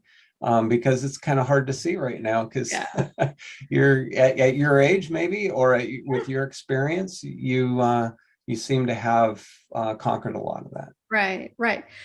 My husband would find that funny to hear, because he likes to live life on the edge. He likes to race cars and see how fast he can go. I've always told him I like to be so far away from the edge I can't even see it. And after 42 years, that maybe that's what works. But he he will sort of push me a little toward the edge, and I pull him back away from it. Is there anxiety? Oh yeah. Oh, of course. Anytime I've done anything big, I'm scared. And I told you before we started that I started my own school today, and I had something written all out from my mailing list, and my finger just hovered over the button. There's that fear. There's if I push this button, it's going to be real. Yeah. And I pushed the button this morning. So there's still some fear, not in my work, but more in the business aspect at this point. I told you that one of the times we talked recently that the older I get, the better I see. So that part isn't fear anymore. I truly believe that, and I'm hoping it doesn't change. I'm hoping it continues. But as far as some of the other things, decisions, there's always going to be, something new. Anything new can cause fear. Yeah. Well, and that pushing that finger hovering over the mouse, ready to push that button to send, and the anxiety there, that followed a lot of preparation. You had to set up your school. You had to, figure out what you're teaching. You had to prepare all the course material, or at least the outlines, so that people know what they're getting into. And then that last little push for you was, oh, wow, it's real, is what I'm hearing. And exactly. You're just like the rest of us. Oh yeah. My stomach's been a mess for a week. You know, oh yeah, I am. So I'm, you know, but that channeled me into working really hard and trying to, you know, be sure that I had everything covered and have it just the way I wanted it. So it's still a work in progress, but yeah, the button was pushed. Well, and I imagine if it was neither here nor there, that it probably wouldn't have been that important to you. Right. True. That the things that make us fearful are the things that we really care about, right, and we should pay attention to. And you've talked about seeing better, you know, and the older you get, and I imagine that that's educated by a lot of the things that have along the way, or has it? Have there been things along the way that puzzled you that went, you know, I seem to care about this, but I don't know why, and you've moved in that direction, whether it's with parenthood or entrepreneurship or teaching. Do you have another example of something that put a knot in your stomach and that might have been a direction that was important to you? Well, bringing that first child home that first night, terror. Yeah. What have we done? Yeah. But you know, with experience comes confidence. By the time when the second one came home, third one, great, you know. So life in general, you know, I think anytime you do something new, you're going to take a new step, move in a new direction. It's scary. And if it wasn't, you know, when I did my first creative live, I was terrified. And when I was talking about it to the woman who was my producer, and she said, you know, when I said I'd do it, and she said, what do you think? And I said, I am excited, but I am terrified. And she said, if you weren't, we'd worry. Interesting. Because that means that you're, you know, that it means a lot, and that you're going to put a lot into it. I think that if you thought, then they wouldn't think you were serious either. So yeah, isn't that was interesting. Second one I had some fear, but not as much. Sure. So, yeah. But you know, you try something new, get that experience, and then you'll have a little nudge to try a little something else, and then move along. Wow. Yeah, that rings true. And that is profound, that if we're not nervous about something, then maybe it's not something that we care that much about. Right. Yeah. Right. Or that's true to who we are. Yeah. Well, I'm super glad that you have followed those threads in your life of the things that could cause some anxiety if they went wrong, or some fear that they weren't going to go perfectly, but you raised your kids, and you've started businesses, and you've worked them hard for sometimes decades, and it's pretty impressive. And I appreciate you giving us a window into the things that Kathleen Clemens has some anxiety, or has in the past, about, because you know, we haven't seen that path for you, and it's nice to be able to relate to that. I know I do. So great. Thank you, Kathleen. Wonderful. Thank you. Yeah, you're welcome. Is there anything else that you'd like to just share as we part ways this morning and leave with our audience? I cannot think of anything else. I think we've had a good discussion. I always like chatting with you because I never know exactly where it's going to go, and you know what we're going to talk about and what I'm going to say. So it's always fun. Well, me too. I'm a verbal learner, so I enjoy the exploration, and you've given me some things to think about. So thank you so much for joining me today, Kathleen, and you have a wonderful day. Thanks. You too. Okay. Thanks. Bye-bye.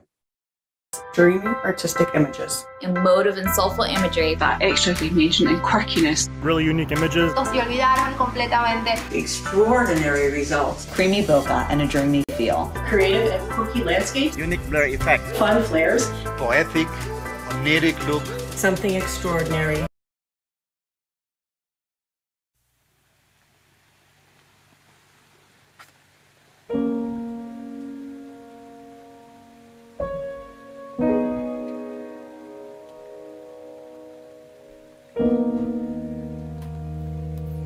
Hey everyone, I hope that you are enjoying Shoot Extraordinary Conference 21 so far. I have to say that conversation with Craig and Kathleen was absolutely phenomenal. And I love when they come together to talk, because even as someone who's been around here so long, I'm always learning things. So wow, just a brilliant conversation, and one that I honestly will watch again because it's just so much information and so much knowledge.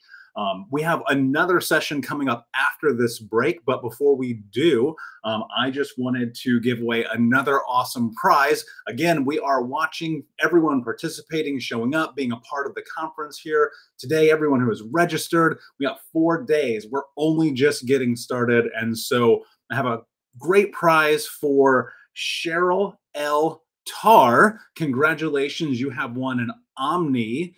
So what you're going to need to do is reach out, Cheryl L. Tarr, to customerhappiness@lensbaby.com. And if you are not watching because you're not here live anymore, I'm sure that someone will let you know, or our team will find you, hunt you down, and let you know ourselves. So Cheryl, congratulations. Thank you for everyone participating. We're a few minutes away from our next segment, so hang in here with us and be extraordinary.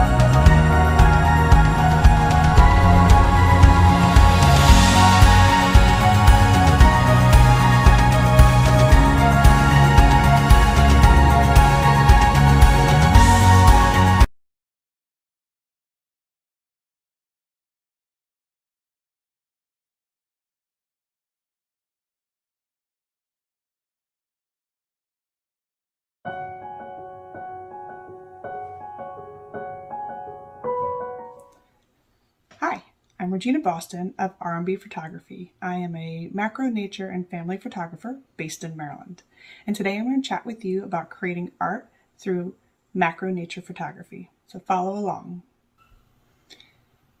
Macro photography is loosely defined as close-up photography that's done at scales of life size or greater size of your subject. It is an exceptional way to capture details that are often overlooked by the naked eye. Before we discuss equipment, let's review three key macro terms: magnification, minimal focal distance, and depth of field. Magnification of a macro lens is expressed in a ratio. It is the ratio between the subject's actual size, the physical dimensions, and the size of said subject that is projected onto your camera sensor. For example, a true macro lens has a 1-to-1 ratio and allows a subject to be life-size within your frame. With the Lensbaby Velvet series, the ratio is a 1-to-2, which slightly reduces the actual size of your subject. But that's okay. You can still get up close and personal and see all the beautiful details. Minimum focusing distance. This is the distance between the subject and your camera's focal plane. So if you take your camera, you will find a little symbol right along here. And that symbol is where your focal plane starts. So for example, the Lensbaby Velvet 85 has a focal distance of 9 inches. So the 9 inches doesn't begin where your lens ends. It actually begins right up here where your focal plane starts. And then you go out 9 inches. That is your minimum focusing distance for your lens. And last, let's discuss depth of field. So depth of field is the distance between the closest and the farthest objects in a photo that appear very sharp. So small aperture, f/22, f/16, will give you a large depth of field. A lot of the image is going to be in focus. However, this needs a lot of light for this aperture to work appropriately. A large aperture, such as f1.8, 2.0, gives you a shallow depth of field, which means not a lot of your images are going to be in focus. However, this lets a lot more light in. When I'm shooting macro nature photography, I typically shoot around f2, between f2 and f4. I like having that nice shallow depth of field within my images. I want to share with you two types of additional tools that I use when I'm creating my macro images. One is an extension tube. So extension tubes are completely empty and they connect between your camera and your lens. And all it does is move your lens just a little bit further away from your camera sensor, allowing you to get closer and focus better on subjects that are a little bit farther away. So I'll show you an example. I have a 20mm, a 12mm, and a 36mm extension tube. These are pretty inexpensive. You can purchase right on Amazon or eBay. And as you can see, it is completely hollow. There's nothing there. I have my camera. I will detach the lens. I will add the extension tube right there onto the lens. And then the extension tube goes right on my camera. So I've just given myself an extra 20 millimeters of distance for this lens to capture the details that I want. In addition to extension tubes are macro filters, and Lensbaby has these amazing little macro filters. This is the case so cute. So macro filter is magnification for your lens. And so Lensbaby has a +1, a +2, and a +4. You can stack all of them onto your lens or one at a time. And I prefer to use one at a time. I'll show you how that works. Right now I have the Sol 45 and you just screw this right onto the front of the lens. And now it just gives a little bit of extra magnification of your subject. Highly recommend them. They're super fun to play with. My favorite Lensbaby lenses to shoot macro nature photography are the Velvet 85. This baby is a beast and it gives pretty awesome lens flare, but it gets up close and personal and has beautiful depth of field. I love the Sol 45 with extension tubes and macro filters. The Sweet 50 and the Edge 35, which you're wondering, how am I doing the Edge 35? I prefer to use this without extension tubes or macro filters, and I'll show you how you can turn a non-macro lens into macro capabilities. So why don't you follow along while I take you outside and inside and showing you how I shoot creatively macro nature art. Thank you. So when I come outside to do macro, I like to get out in nature and see what the textures are, how the light's hitting trees, leaves, flowers, and such. And the great thing about the Velvet 85 is the amazing lens flare that it captures. So right now we are about 30 minutes before the sun sets, so golden hour, which is a great time to catch lens flares because the sun is low enough on the horizon that it comes right into the lens and you can get a beautiful lens flare. So come over and see what I'm shooting.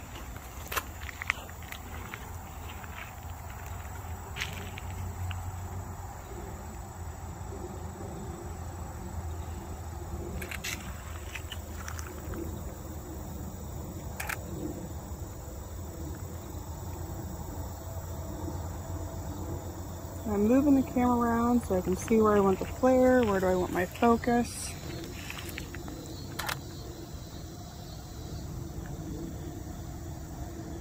There we go. I got a little spider web coming right off of there.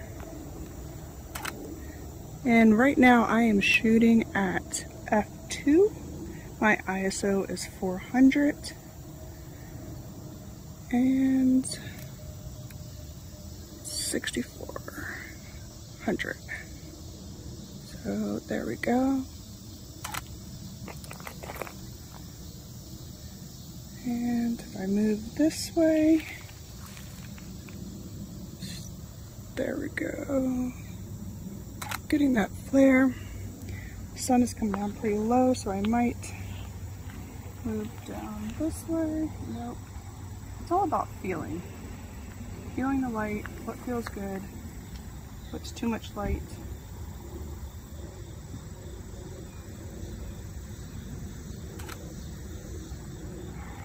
And if I move around here, I want to get the light coming right through these leaves right here.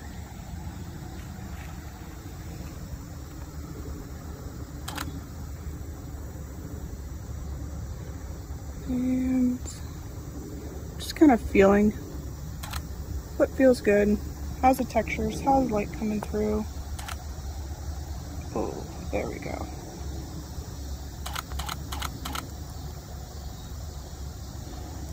And there's another one. And at f2, I still have a glow on my subject, but yet it's still in focus, which you'll be able to see in post.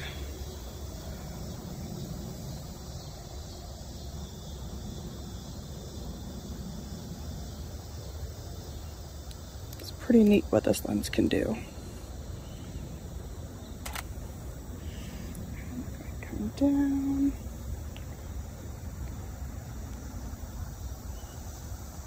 Let's see. Get that flare in there again.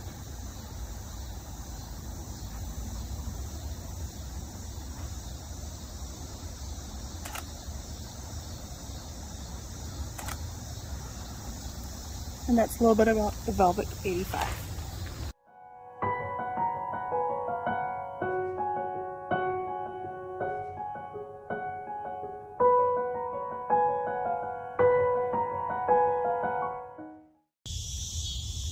So now I'm going to go ahead and change from the Velvet 85 to the Sol 45. With the Sol 45, it doesn't get up close like the Velvet 85. So I'm going to put an extension tube onto my Sol 45. And I'm going to go with a 20mm extension tube. So that clips right onto the back of my lens. And I'm going to take this one off. And that right there.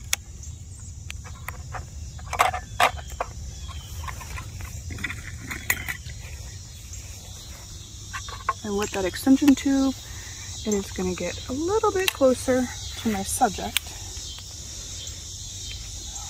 Bring my ISO up a little bit.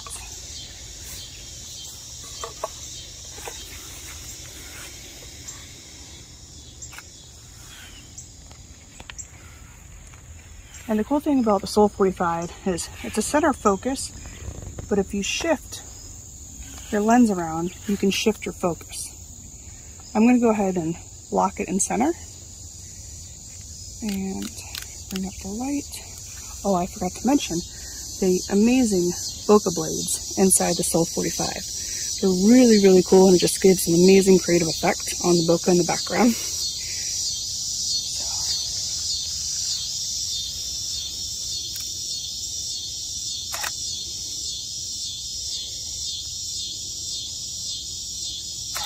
And I use live view every time I shoot.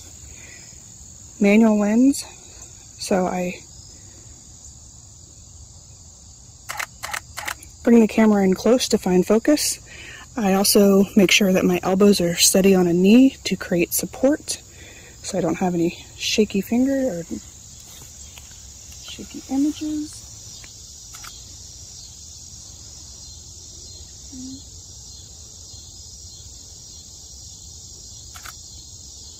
Beautiful.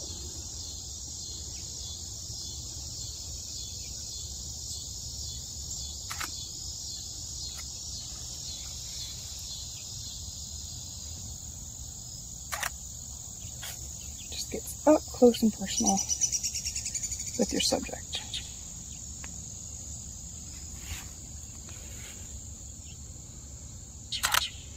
And the cool thing about the Sol 45, it is a fixed aperture of 3.5, so you really don't have to play with aperture or try to remember what aperture you were working with, because it never changes.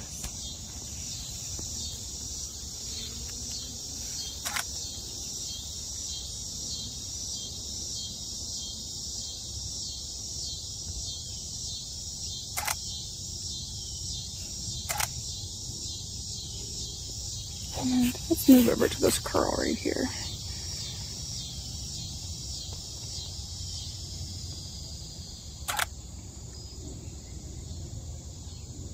Look at all the texture that it's capturing, and the fun swirly bokeh right there in the back.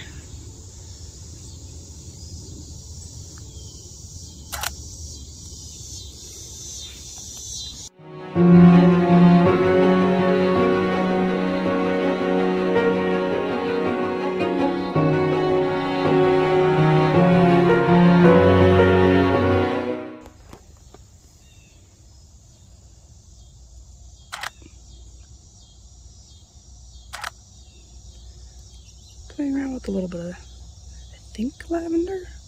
Really not too sure what this one is, but it's really pretty in the light.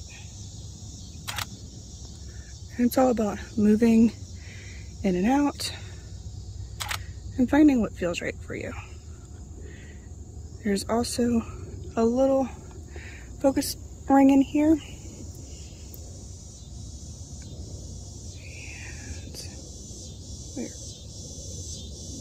Up close and personal.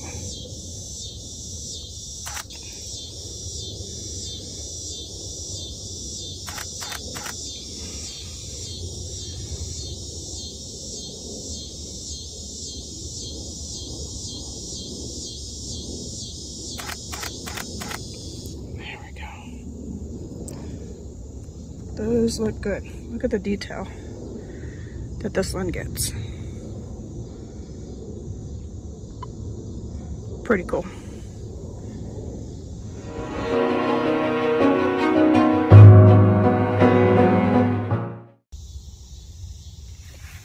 It's not everything living is beautiful. Dead is beautiful as well. Look at the textures and the blur that's created with the Sol 45.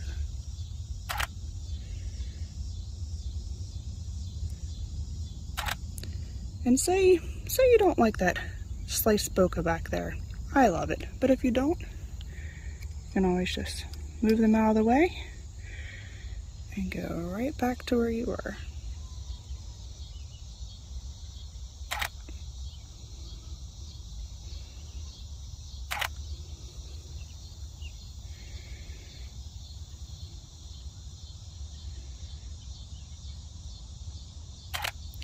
And this is with the 20mm extension tube.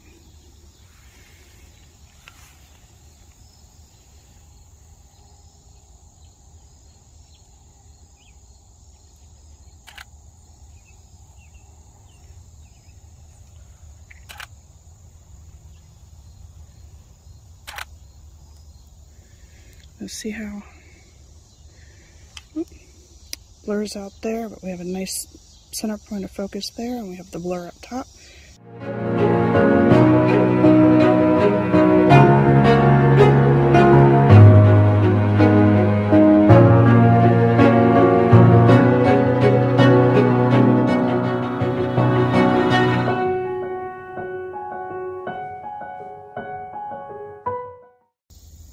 So sometimes I'm out and about with the family or the kids, and I don't always have a macro lens or any lens that has macro capabilities or extension tubes. So when that happens, if I'm out with, say, my Edge 35 and taking pictures of the kids, but I see some really cool flowers that I want to capture up close and personal, I will do something that's called reverse freelensing. So that is when you detach the lens from the body of your camera and you switch it around and you hold the lens right up next to the body. And then you get up close and personal with your subject.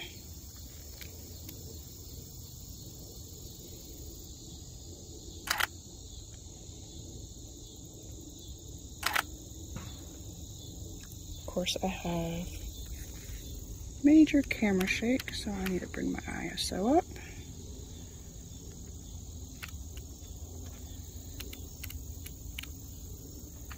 There we go.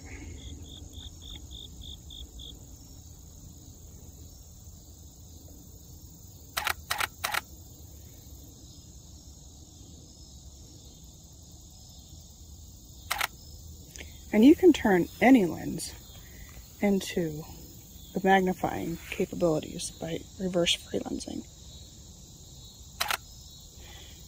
And with Edge 35, I'm shooting at aperture f4. And actually we'll change that to f3.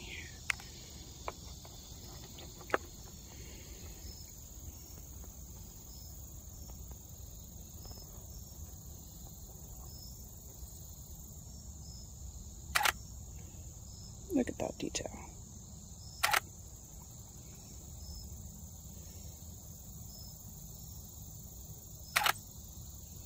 But you also need to have a steady hand to do reverse freelensing, especially when the sun's below the horizon and you're working with blue hour.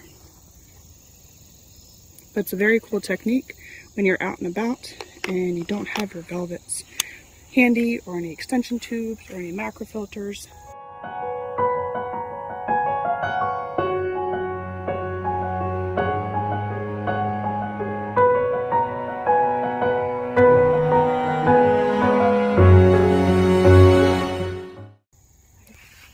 This is what it looks like with the Edge 35 just by itself.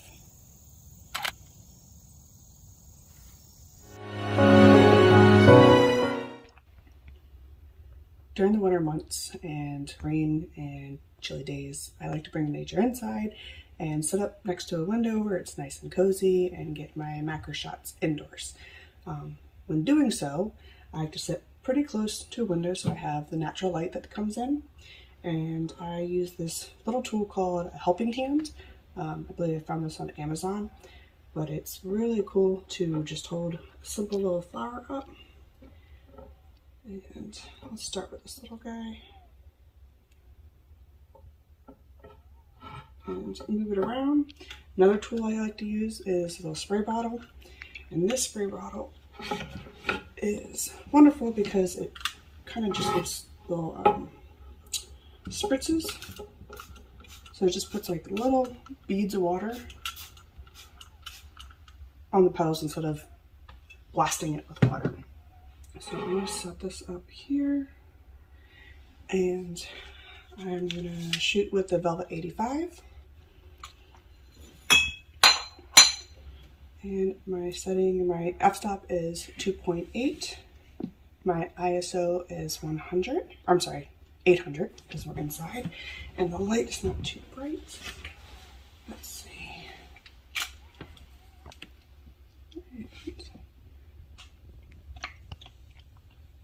I'm going to zoom all the way in. And again, I'm using my knee to support my elbow to hold it steady.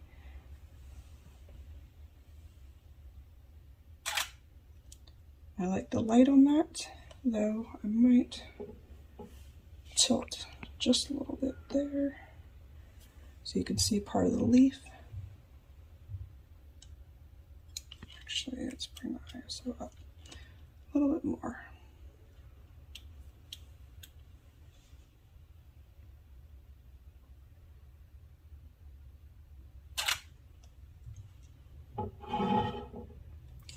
And add some more water to that.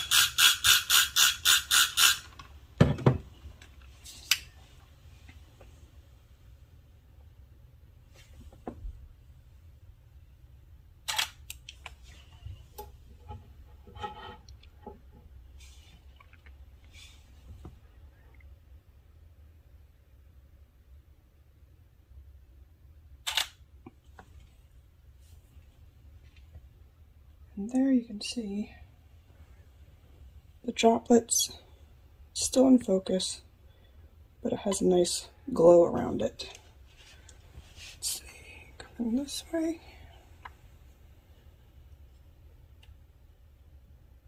There we go.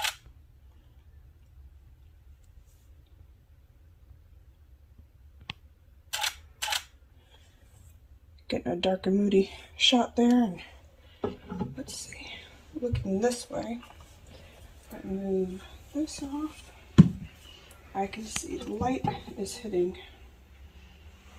right along the back petals here. So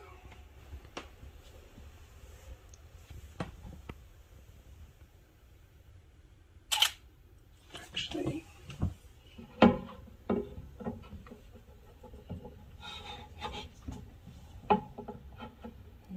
helping hand up this way and give it some more sprays.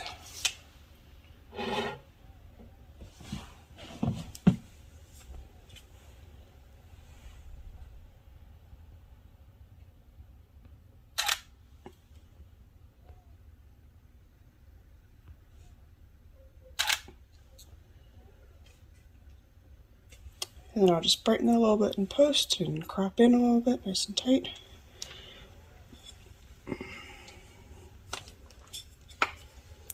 Cleanse this all the way out.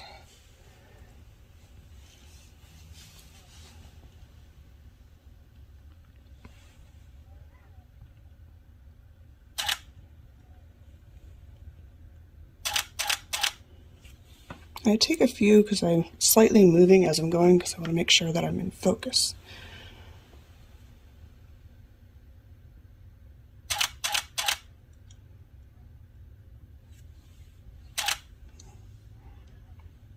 And that looks good.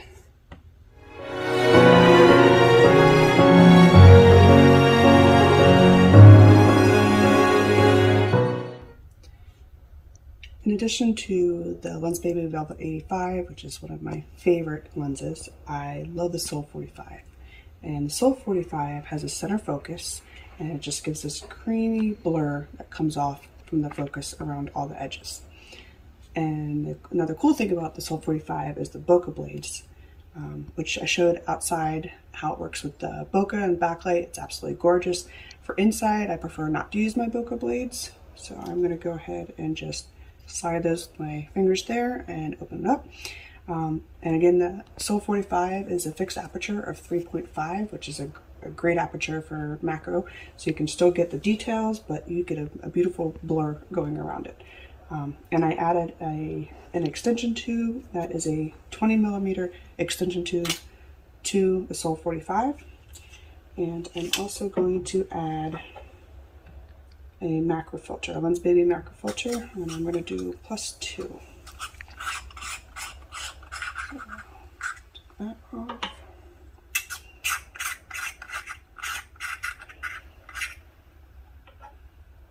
That's there. And +2 goes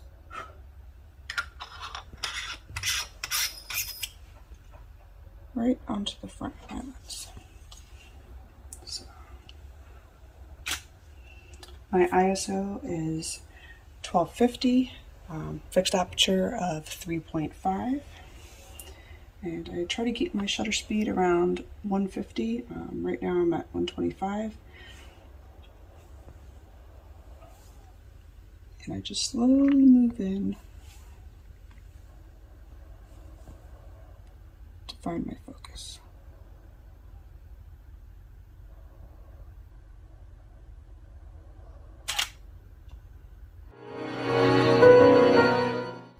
So see how focus falls right there.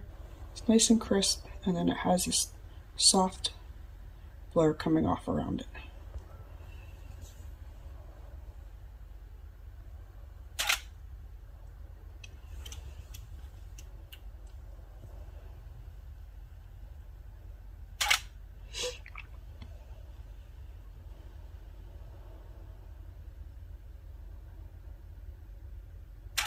I love shooting dahlias.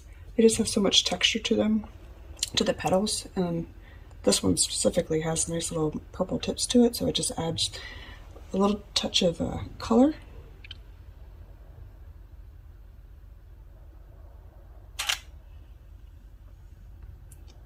And the cool thing about them is that you can shoot them at many different angles and get different images based on the angles that you're shooting at.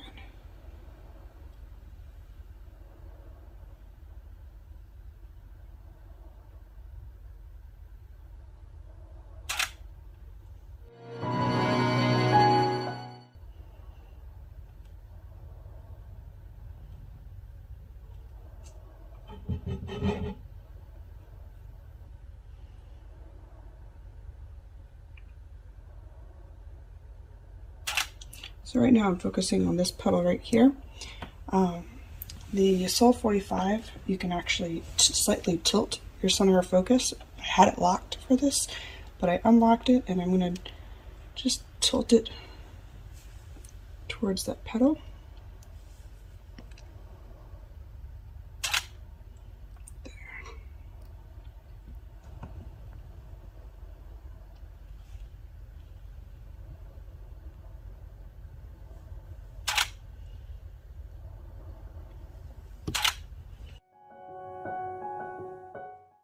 And right now I have it tilted up, and you can just shift it all around.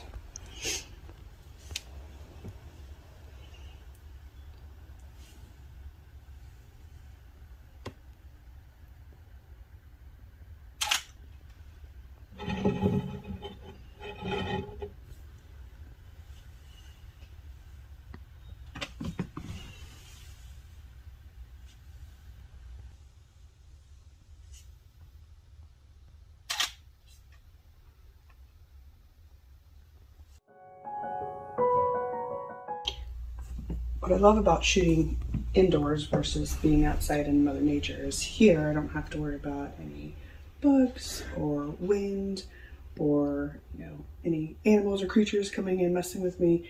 I can move around, I can shift to find the light, the angles to compose my image.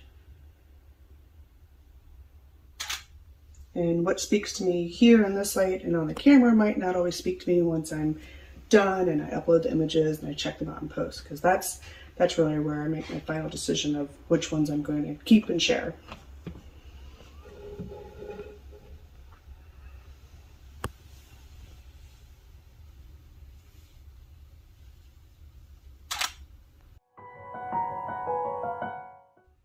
And why I love this one so much, especially with dahlias, is it's almost like you can reach right into the screen and touch it. You can feel what those petals feel like. I decided to bring out one of my red ones because I love the gold center there. So I want to go ahead. For this one, I'm going to stand up, and I brought out the helping hand again so that way I can shift it and move it so the light hits it just right.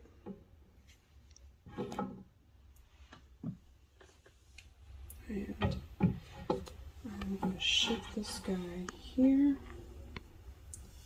And definitely get a few spurts going. So I want to get what looks almost like crystals on the petals.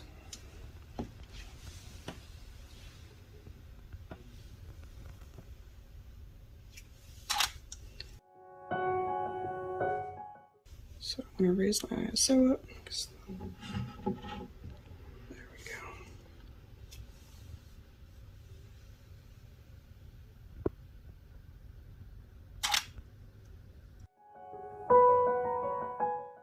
And you can see details, the water droplets.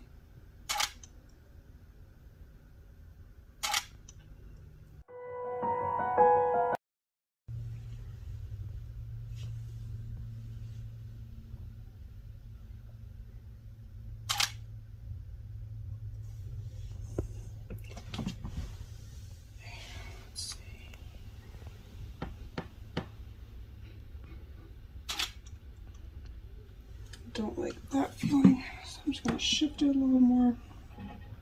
A few more spurts. There we go. Got a little bit more droplets on there.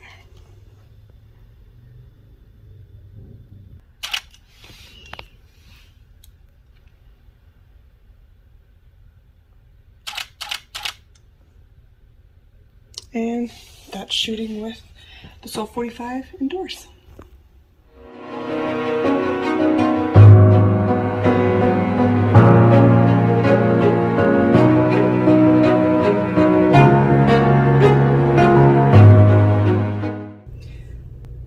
Another favorite lens of mine is the Suite 50. So the Suite 50 has an aperture of f2.5 all the way up to f22.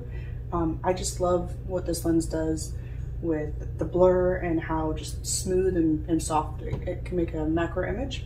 So I want to show you what it looks like without having any filters or any extensions on.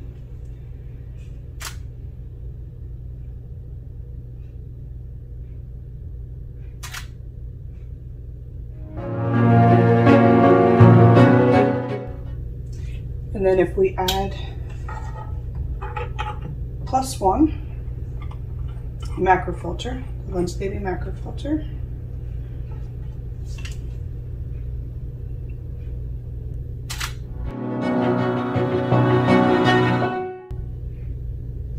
how that looks.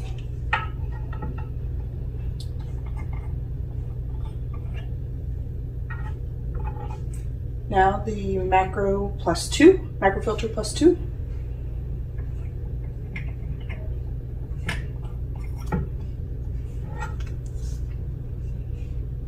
Definitely gets closer.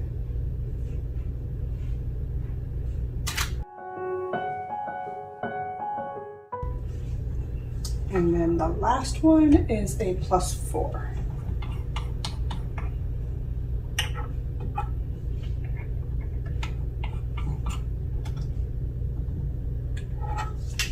And right now I'm at 2.5 and my ISO is 800 and my shutter speed is 160.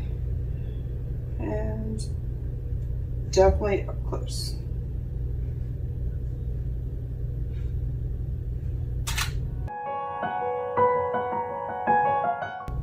So let's play with, I picked up some leaves from outside.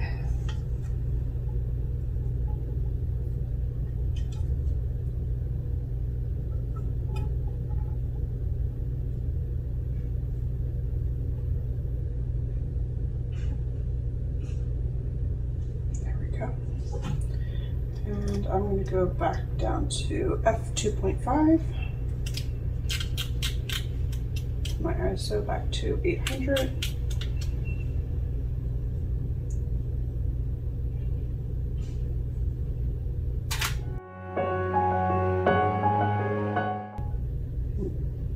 The great thing about bringing nature inside is if you don't like something, you can just kind of move it and shift it or pop it off so it's not in your picture.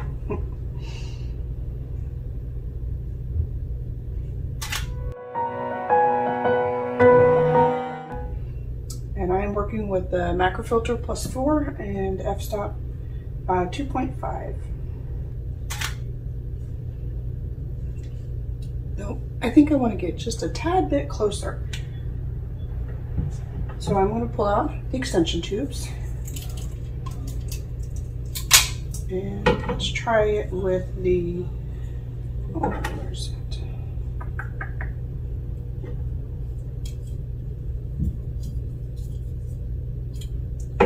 Let's do the 12mm.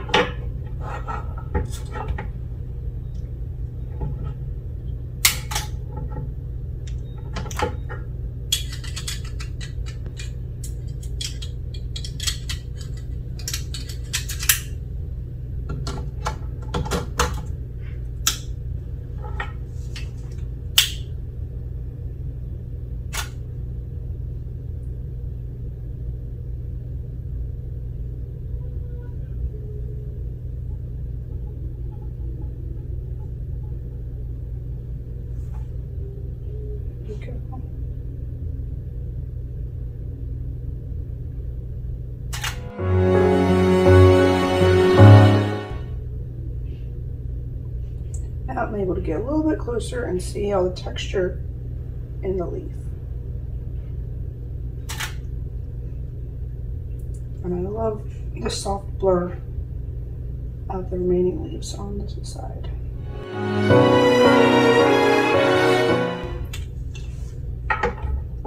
Now let's go ahead and add 20 and see how close we get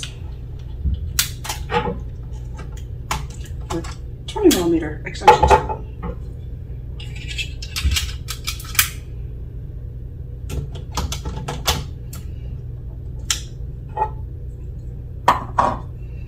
And I still have the macro +4 filter on the Suite 50.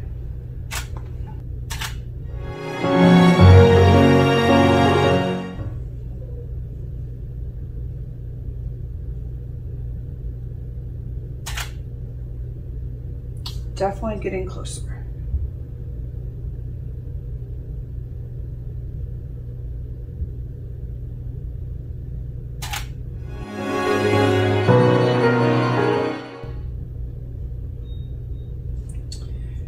And let's go ahead and try the 35mm extension tube.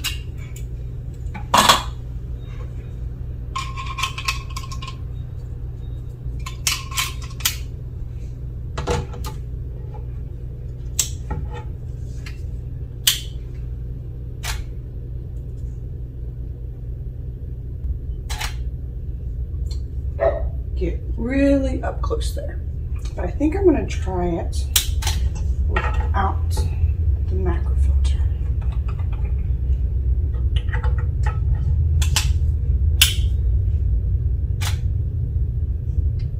And bump my ISO up a little bit. There we go.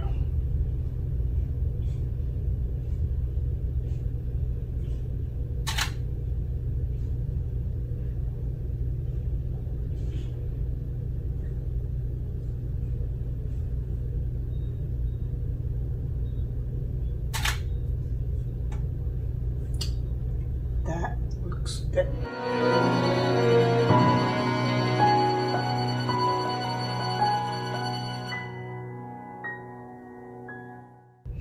So we went through the 3 types of macro filters that you can add to the Suite series and the Edge series.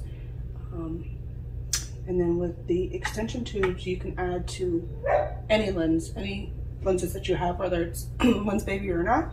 My favorite lenses for macro photography, whether we're indoor or outdoor again, is the Sweet 50, the Velvet 85, and then the Edge 35 as reverse free lens. Which you could also put the Edge 35 on here and put the extension tubes on too, but I just like the ability to just flip it around if I don't have any of my extension tubes. And then of course the wonderful Sol 45. I hope you enjoyed my presentation today. I love talking Lensbaby and all the wonderful effects that can be used across all the lenses to create art with macro nature photography. If you ever have any questions, feel free to reach out to me at on Instagram or Facebook at RMB Photo Gallery. So let's recap what was shared today. How I shoot macro nature outside and indoors. Outside, I presented the Velvet 85. This baby gets amazing flares. It gets the nice little like rainbow sun flares. So when the sun's low enough in the horizon and you get that little bit of light peeking through, creates a beautiful flare, in addition to, of course, the velvet glow of this baby. We discussed the Sol 45 and the cool little bokeh blades that creates texture in the bokeh, or in your bokeh if you'd like in the background, or you can move them and just have just that nice smooth blur with the Sol 45. Another cool thing about this lens is it creates a fun flare too, so it almost gives like a half moon, like a crescent moon flare when the sun hits in there. So definitely recommend trying that one as well.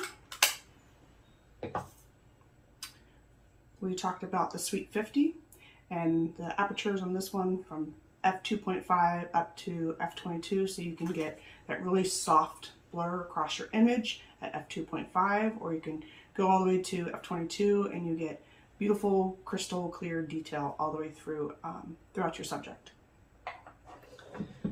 The Edge 35 is my favorite for reverse freelancing. So again, that's where you detach the lens and you flip it around and you create macro capabilities from a lens that is not a macro lens. And then, say you have one of these beautiful lenses at home, but you want to get a little bit closer. There's the amazing macro filters, the Lensbaby macro filters. We went through that. And then you can also get extension tubes to go in between your lens and your camera. And then two other things were the cool little helping hand. I think it's called helping hand. Got it off of Amazon, but this is what I use all the time for my indoor macro shots. And then of course a nice handy dandy water bottle for the little spritzes, and you get beautiful little water drops, and you can use that for bokeh, or you just get the details of the single water drop on a leaf. Super cool. So a few things that I just wanted to also wrap up and mention, a few tips are: shoot every day. If you can, shoot every day. So if you get a new lens, whether it's Velvet 85 or Edge 35, and you play with it a few times a week and just not sure how it's working, or if you're really getting the lens, put that on your camera, leave it on for 30 days and shoot every day, and shoot in different light, indoor, outdoor, backlight, front light, side lights, different times of the day, different subjects, to really understand how to use that lens, and it's going to click. And when it clicks, it just creates magic. Another one is to not compare yourself to others. So I know in the world of social media, we see tons of amazing, inspiring art out there, but at times it can be hard because I have compared myself to others, and I've gotten out of that mindset. And my biggest word of advice is to only compare yourself to who you were yesterday. And if you're shooting every day, then you're just going to get better and better. So, and then next, my last bit of advice is to print your work. Highly, highly recommend printing your work. These are a few images that I've printed. So that was with the Velvet 85, Sol 45, Sol 45, and that one was the Velvet 85. So printing your work and actually seeing it on paper, seeing it large, seeing it framed, just puts a whole different perspective on your work and truly appreciation for the art that you're creating. A few more with the Velvet 85. This is the Suite, I believe. This is the Velvet. And This one is the Soul 45. So highly, highly recommend printing your art. The cool thing about it is you can gift it to family members, or you just put it up throughout your house, but it's really nice seeing it on paper versus a computer screen or phone. So if you have any questions about shooting macro nature art, feel free to reach out to me at RMB Photo Gallery, and I'd love to chat with you. Thank you. Dreamy artistic images. Emotive and soulful imagery. That extra recognition and quirkiness. Really unique images. Se olvidaron completamente. Extraordinary results. Creamy bokeh and a dreamy. Hello, Shoot Extraordinary Conference. What an amazing day. We are going to head into the end of day one. I just want to take a moment and say thank you to everyone who's shown up and watched all day, shared, commented, been a part of this with us, with this incredible Lensbaby family and community. One final surprise for you guys before we head off for the day. Well, first and foremost, again, thank you, and thank you to all of our speakers for being here. Tomorrow, we will be back for day two. Yes, day two. Keep in mind, we're going all week with the Shoot Extraordinary Conference, and we'll be back tomorrow at 2 p.m. Pacific time, 5 p.m. Eastern. And after this ends, we will replay. Of course, all the videos will be live up on lensbaby.com in the coming days. But surprise, so as you know, we're giving away all kinds of awesome things throughout the course of the event. And tomorrow morning, first thing, we're going to give away a $250 gift card for lensbaby.com. To be able to register to get that, all you have to do is just share this video live on your Facebook feed. That's it. And we're going to choose someone at random. So if you're still watching, you've made it this far, make sure that you share this video, this recording. There's a little button down there that says share. Just click that and you will be entered for the opportunity to win a $250 gift card. So what was your favorite part of day number one? Comment below. I would love to hear from you. I know that all the speakers would love to hear from you as well. What was your favorite part of day one as we head into the end? And I don't know about you guys, but I'm super excited for tomorrow. So where we are, yeah. There's so many people saying, yes, I shared it. Thank you. Great first day. Regina was amazing. I agree. Everyone's been absolutely amazing today. Kathleen, everyone loves Kathleen, and Craig's conversation was phenomenal. Again, I'm going to go back and listen and watch that myself because it was so incredible. People saying day one was awesome. Thank you guys all so much. Thank you all for showing up. Thank you for being a part of this. Loving all of the, hold on, going too fast. Loving all the talks about free lensing, such great knowledge. Everyone was fantastic. The macro, they were all great. It was a tie between all of them. I love to hear that. It's amazing. Guys, everyone, thank you so much for being here. We're going to call it a wrap on day one. Be sure to share this so that you can be entered to win the $250 gift card first thing tomorrow. Again, we start tomorrow at 2 o'clock Pacific time. This will be re-aired, so if you didn't get an opportunity to see everything, it will be re-aired today.